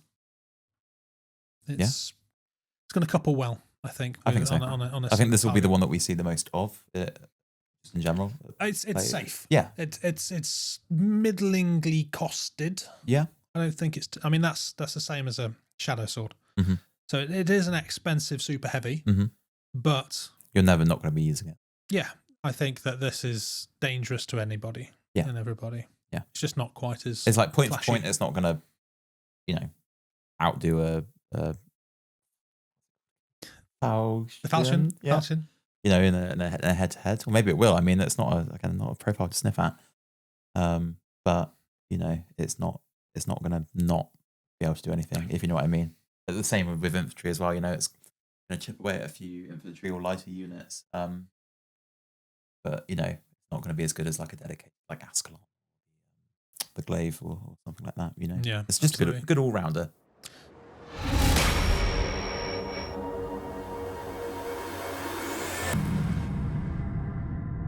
Okay. Okay. It's going to be a long episode, this. Oh, we're still going. We're still going, but we're nearly there. For those watching, the camera display has turned off. The batteries run out. A little while ago, and it sent a little shock of fear through my heart that the camera has stopped recording. The camera light is still on, so I'm hoping that it's we're still good. going. We're all there. Hopefully you can see this. So next up, we have the formations. Okay, we're done with the units. Yeah, we're done with the good units. Selection of the units. Yeah, and some good fun ones. People have been crying out for them for ages, and we finally got them. So here they are. And then on top of that as well, in the box, you get the Fire Raptors and is it Vindicators you get? Vindicators, yeah. It's an interesting combo. Very interesting combo. I can't help but feel like it was throw some of those models in which don't sell as much. Don't sell as well. And saying that, though, get the Fire rid Raptors, of them. Like cool as hell. I don't know why they'd be. Yeah, I don't know why you don't see them as often. They are. I can understand it with the Vindicators. As cool as a tank they are, they just don't get them alive. But that's a tale for another podcast that we're not running out of time on. Right, let's go on to the new detachments and formations. Johnny, do you want to start us off with the Legion Saturnine Heavy Assault Cadre? They have compulsory detachments of a HQ and 2 supports, with the optional detachment of 2 further supports and 2 bastions. You must fill the HQ and the support detachments with their Saturnine Terminator equivalents, so Saturnine Terminator Command Squad and the Terminator unit on its own, and then the Bastion with the Saturnine Dreadnoughts.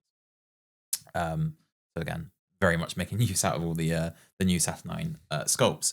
So the bonuses for this one is that you get the Saturnine Teleportation Transponder, Legion Saturnine Command Detachments and Legion Saturnine Terminator Detachments from this formation have the Deep Strike Special Rule. All detachments in this formation with the Deep Strike Special Rule must Deep Strike in the same movement phase as the detachment that includes the Legion Saturnine Command Detachment. What that is basically saying is when you drop down your Terminators, the commander's got to go with. Yeah. Can't not go. During that movement phase, the detachment that includes the Legion Saturnine Command Detachment must be the first from this formation to Deep Strike. And all of the detachments in this formation that Deep Strike must have their first model placed within 6. So basically, you're placing the commander in the center. You're setting up everybody comes around him. All your units around him.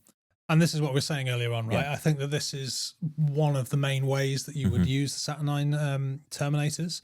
I'm not sure if I would go full on, like 4 detachments of Terminators with the optional. I think I'd want the Bastion choices with the Dreadnoughts. I don't think I'd want the additional 2 Terminators, but 2 stands of Terminators, 2 detachments of Dreadnoughts and the HQ dropping down somewhere like in the back lines or on an objective or something like that, I think has a lot of play to that, and it will make the most out of those shorter range weapons if you can get them reasonably close. It's a shame that the Dreadnoughts can't Deep Strike. Obviously, that would be ridiculous to teleport down. Can't they? No, it's just the Terminators. Oh. Yeah. Oh. Yeah. Which is kind of lame because they're included in the detachment as well. Oh, I'd take that back then. I thought that it was. This better not be that big reveal that you've been hyping. No, I wouldn't bother with the deep striking of the. I wouldn't bother with the Terminators. The Dreadnoughts. I would just take the minimum. I would take literally just take the compulsory detachments, fill up the supports with the Terminators. Yeah. Basically, whatever you've got, bung them in there. Yeah. And just have it as a way to deliver these Terminators to an advantageous shooting position a little bit better. A bit lame that it's not on the. Completely misread that. That is. I mean, the word Saturnine is written in this book probably over 100 times, so it's very easy to mix your Saturnine commands from your Saturnine Dreadnoughts from your Saturnine Terminators. Yeah, absolutely. Basically, give your Terminators Deep Strike, which they kind of need anyway, right? They should already have. But it makes it slightly different in that you could get a relatively cheap formation of, you could minimize it and get what's that 80 odd points, 160, like 210-ish points, maybe 250 points for a formation, which its entire job is to go down and deep strike down on a target. But that is basically it. That's all they're going to do. Yep. Good for disruption. Yep. Good for objective taking, or good to just be a pain in the bum. Not a combat unit though. Pretty unfortunate for something like the deep strikes. Yes. Sad to break this news to you. All right, let's go on to the next one. So we have the one for our tanks. Is the Legion Super Heavy Spearhead. So we have 3 compulsory detachments of a heavy armored, and then 3 optional detachments with 2 heavy armor and 1 air support. And rule for this is very, very simple. While a heavy armor attachment from this formation has 2 or more models in that unit. Oh, no, sorry, let me start that again. While a heavy armor detachment from this formation has 2 or more models in that unit have the following additional weapon. And that weapon is Crushing Treads. That's right, people. Let's start making melee tanks. Let's just do a full melee tank. Well, we've seen this a little bit, detachment. haven't we? With was it the Araknae, which had the Wrecker trait, and it was like, what are you going to be doing? Just headbutting buildings from now on. So this is exactly the same. So almost exactly the same. So the Crushing Treads weapon, AP -1, and the traits of Rend and Wrecker 1. I mean, everyone likes a tank shock, right? So Rend on the tanks, even though the CAF is. No, the CAF was okay, wasn't it? CAF, so yeah, +4. +4, +3, +4. +4. It's the same as the. Yeah, actually, you know what? Yeah. Charge away. Yeah. Melee tank unit. Charge away. Let's go. You can do the Kool-Aid Man. Hell yeah! Drive into the side of a building and just unload your Inferno cannon into whatever's on the other side. Yeah. Hell yeah. Yeah, I think that could be quite fun actually. I think this really suits the Volkite and Flamer drive in the middle of the board, cause chaos, and then just like ram some people. Do they have to be on charge orders or no? Okay, no, they just have an additional weapon. Right. Yeah. Well, that would massively put you off charging them. Yeah. Wouldn't it? Yeah. Imagine that. Just getting. +4 is enough to kind of worry about at the best of times, but if you know that you're going up against +4 with Rend, it's definitely a deterrent to charging, especially if you already got pental mounted heavy bolters and stuff, which is going to be a consideration as well. Yeah, nice. I was just reading. I was like, wait a minute, how have they like justified this in the lore? And they're basically just saying, when they come across stubborn defenses, they drive into them. There we go. That's the Astartes way. Cool. Very fun. That extra air support slot as well. Just a nice to have. Yeah. Stick a Xiphon in there or... Yeah, I mean, again, I guess they're trying to make it so that everything in the box can be used in one of these detachments, right? So the final one, question mark? Yeah. Yeah, final one. We're almost there, guys. Final of the new formations. Not the iconics. We've got the iconics to go. So we have the Legion Aegis Defense Strongpoint with the compulsory detachments of 1 HQ, 1 core, and 2 Bastion, and the optional detachments of 1 support, 1 artillery, and 2 Bastion. Again, this has the special rule of defensive strongpoint. Bastion detachment slots in this formation must be filled with the Araknae weapon platform battery detachments or Legion Tarantula battery detachments. Detachments in this formation may not be deployed using the infiltrate special rule.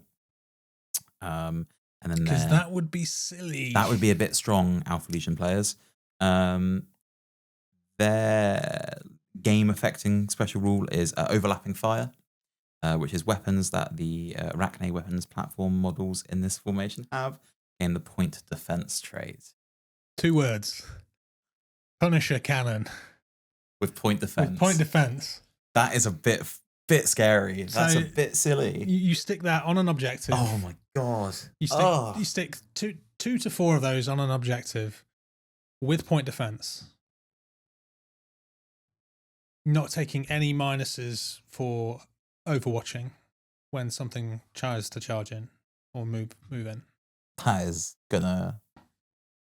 It's great. That's a bit silly. I like that. But I mean, it works on all of them, right? Even the accelerator. I say, can you template? You can't template point defense. You can't Overwatch templates. Can't remember the exact rule, but you can't with other template weapons like Firestorm. So I'd assume it's the same if I recall correctly. Maybe it just does a number of hits. I'll have But to look at that. But yeah, I either think way. those two, point defense, brilliant. Yeah, But in particular, the rapid firing, accurate Punisher cannon. Is it? No, I was going to say something stupid, but no. I was going to say, is it crazy to say that this is how you should always try and bring them? And I don't think always. I don't think always. No, I think that this, if you're a defensive force and you're banking on there being a home objective, yes, I think it's worth taking. But 2 units of it is kind of possibly quite a lot, because there's, how many of those missions, if you're in a tournament setting, for instance, have multiple objectives in your own area? Like, most of the time you only got 1, and the rest are kind of contestable in the middle. So, maybe 2 smaller detachments that you would have, maybe 2 detachments of 1 or 2 detachments of 2. You stick them both up somewhere where you want to defend, or you put them for 2 different reasons. Maybe you have 2 Punisher cannons, 2 exactly of the accelerator cannons, and stick them around the same thing, and you've got 2 different detachments. You've spent the minimum amount of points. However, you've then got a lot of anti-air cover, which half of them can do, or both of them could do technically, but half of you could be doing air cover, half of you could be doing, and there's enough dice there for it to be worth it. And even when you do split them up as well, they're still getting the benefit of the point defense as well. So there is no kind of incentive to keep them together or anything. I do think that the Punisher cannons win because of their 4+ to hit. Yes. Yeah, 100%. I think that's the main kind of, like, they are truly scary. Let's be real, like, you're not getting charged by the targets that the Araknae are better at shooting at. You're getting charged by stuff that the Punisher is going to deal with a lot better. Yeah. Most of the time. Well, I mean, with this new melee tank detachment, who the hell knows? Maybe the Araknae will be the one to put point defense on. Could be. Right. Should we get to the new iconics? Iconics.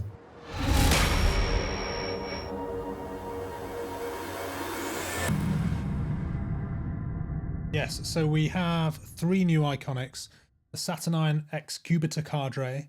I love that you're having trouble saying Cadre and not the Excubitor, which you nailed first time. The Iron Warriors, Obliteration Sentry, and the Sacramenti Foehammers. So cool. So yeah, when I saw the box for the there it is, the Saturnine battle group, and I looked at this, I thought, oh wow, actually, have they for the first time pretty much released a box set for an iconic formation? And looking at it on face value, oh look, Saturnine Command Squadrons, Saturnine Terminator detachments, another Saturnine Terminator detachments, brilliant so far. 2 Mastodons, brilliant, they come in there as well.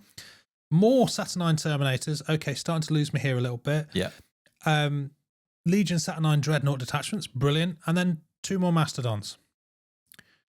So close.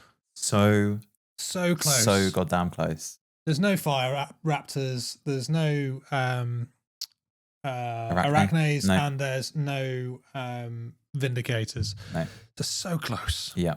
Like, could you have not given me all of the other stuff and instead just given me 2 more Mastodons and more Terminators and given me a box set that can be straight up an iconic formation?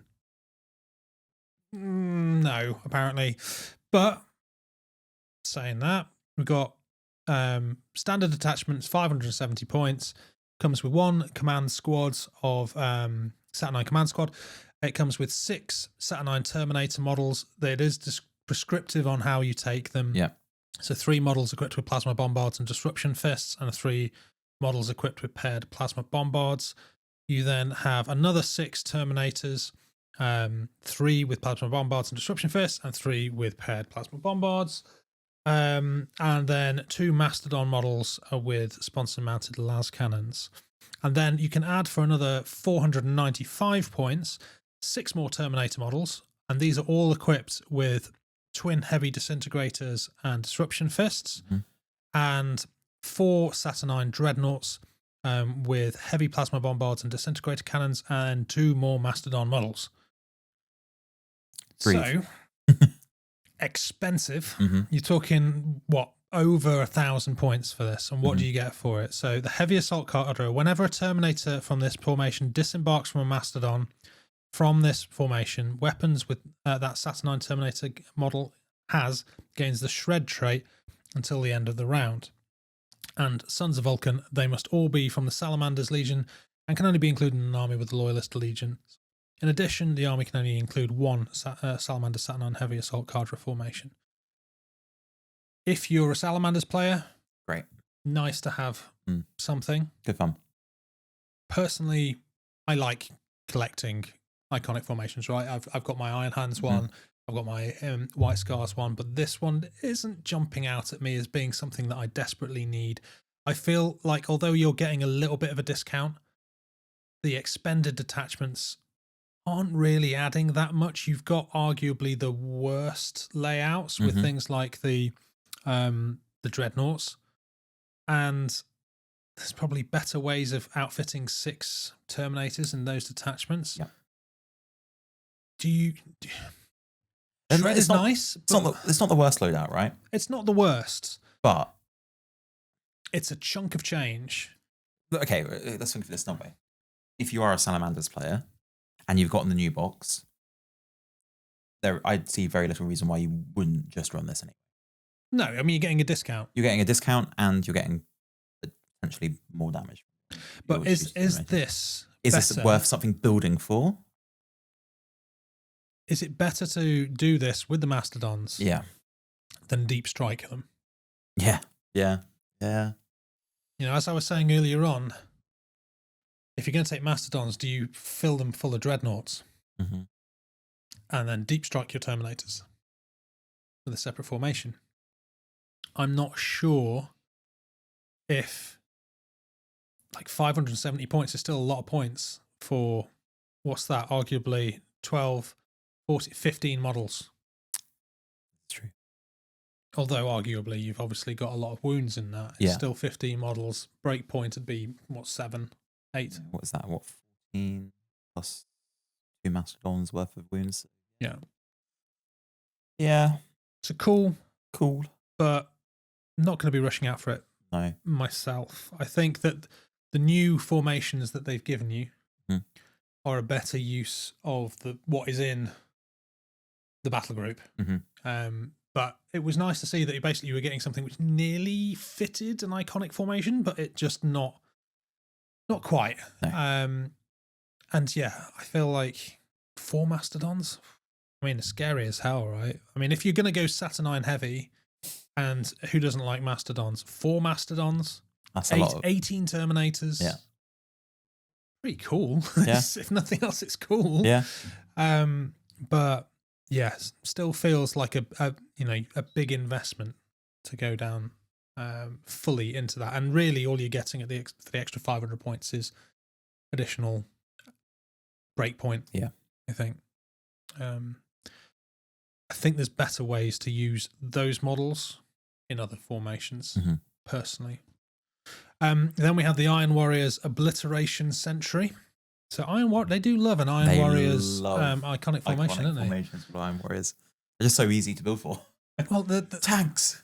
The thing is, I mean, obviously it fits with the lore because they came into direct contact with the Iron Warriors, but there's so many other traitor legions which could do with some proper iconic formations. Give me something for Word Bearers, Night Lords, Thousand Suns. Like, none of them have had anything yet. Night Lords really need it. They just need something to boost their ability a little bit. Yeah.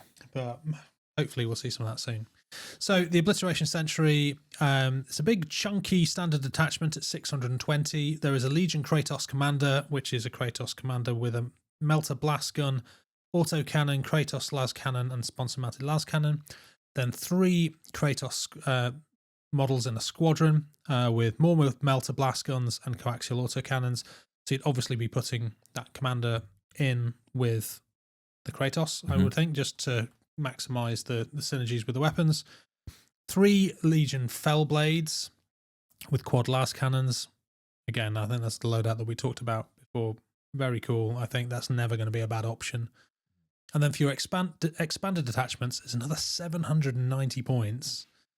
So you are talking kind of like around the 1,500 points mark. You get 3 Falchions added to that with sponsor-mounted quad-last cannons, 3 Glaives with sponsor-mounted quad-last cannons, and 3 Typhon models armed with sponsor-mounted last cannons.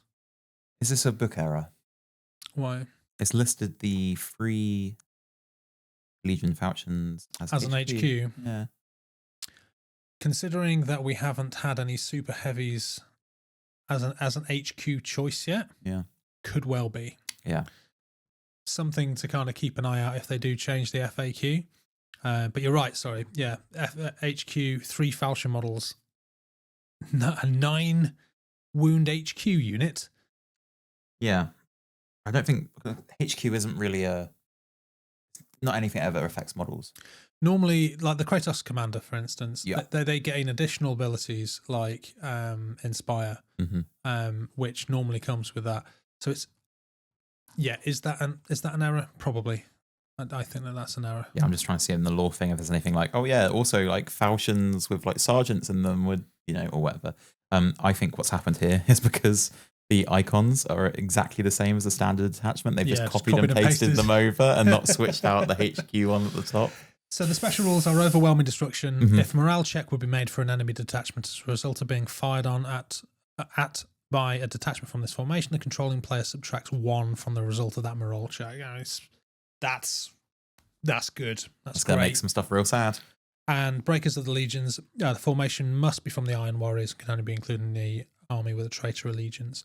If you're going to take super heavies or heavy tanks, which you always are, especially if you're an Iron Warriors, this is a good formation. It's just pricey. Like that's going to be half of your most games, right? But what you're getting there is you're getting 3 Fellblades, which can basically do anything and hurt anything. You're getting the Kratos and the Typhons, which are great at bunker busting or taking down defenses, as well as kind of having some big, heavy, minuses to AP. Your Glaives are going to be good at taking out infantry, at least with the beam. It has the quad las cannons, obviously. And then the Falchions for your anti-tank. Like, this is going to murderize any heavy tank formation or any Titans, Knights, all that kind of stuff. It's gnarly. It's nice. It's just expensive. Yeah. It depends on how much you want to lean into the iconic formations as your option. And it looks like we've run out of memory on the Alex cam. Yeah, we will get this right one day. One day. It is not this day. And last but not least, hopefully before everything else runs out of memory, we have the Sacramenti Foehammers. So this is a solar auxiliary force. Crazy. Comes with an executioner squadron of 4 Leman Russ armed with hull-mounted heavy bolters, and 1 is a tank commander. Then 8 Leman Russ tank models armed with heavy bolters. That's your standard strike. 4 Malcadors armed with hull-mounted autocannons and autocannon sponsors. And that's 675 points. And then you can expand it for another 490 for 2 Malcador Infernus. Very cool, like those. More templates with autocannon sponsors, and 2 Malcador Annihilators with hull-mounted las cannons and Malcador las cannon sponsors. So all the las cannons. And then 3 Stormhammers. So their special rule is Defenders of the Legion, can only be included in the army with the Loyalist Allegiance, and Armoured Charge. If a detachment in this formation has a charge order until the end of that round, has the following additional weapon, Rend. So very similar to the super heavy Spearhead that we saw earlier on. You do need a charge order this time round, but yeah, it is. What better use of a multi-ton brick that is a Leman Russ than it is to charge it into something? So there you have it. Quite a long old episode today, but we are here at the end for such a tiny book. Yeah, I mean, to be fair, normally we don't get through everything. No, true. So there we go. GW, keep this up because it suits us.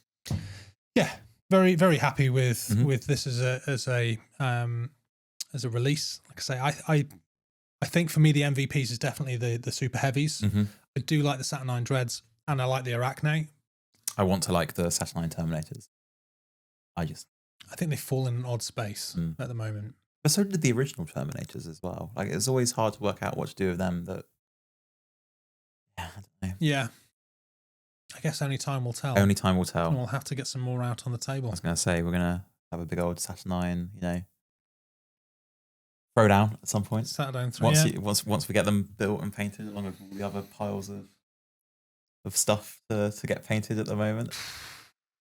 All this time off, and I got out all of my stuff that's left to paint, and it's embarrassing how much I've got left. It is just too many models, not enough time, and of course I've now got a podcast to edit, and we'll have more podcasts to edit as of this weekend after Beachhead. So yes, yeah. Thank you very much for sticking with us, guys. Let us know your comments and your thoughts on the rune of the Salamanders. It's obviously we're a bit of a fan of this new format. How have you found it? What do you think is coming next? Custodies. give me the fucking demons, please. No, I weird cough. think Custodies. It's got to be Custodies, right? We've seen the previews for the Horus Heresy. We're still hedging our bets on the webway Custodies demon. Oh, like I feel like a war in the webway has to come, because it would give them options for a Mechanicum. You could fill out some Mechanicum bits. It could fill out Custodies and Talons. Yeah, I think. Come on, give us some Custodies. I'm starting to lose hope on the demons. I think they'll come, but it's just I don't know how soon they'll come. I think we would have to. We're looking at kind of more Siege of Terror, aren't we? Something would have to be, I suppose, Webway as well. Yeah. See some more. Eventually, they'll run out of stuff to release, and then they'll have to release demons. Yeah. Thanks for sticking with us, guys. Please do give us a like and subscribe if you enjoyed what you've seen today. We will be back after Beachhead, hopefully feeling a little bit less stressed out. Yes. And hopefully we'll bring you another video from that. We've got to have the kind of breakdown of the event and the lists. We've already seen some very interesting stuff with the list submissions. Some very curious, if probably unsurprising, trends of Legio and selections list wise. So we shall give you the lowdown. The lowdown, yeah. Live from not live from Beachhead, but from Beachhead. From Beachhead, yeah. So till then, guys, thank you very much for staying with us, and please always remember to go big. Yeah, you do that bit. No. You say then. Oh, I do, don't I? Go loud. We're out of. Yeah. Go big, go loud, and. Not checking. Go Maximal.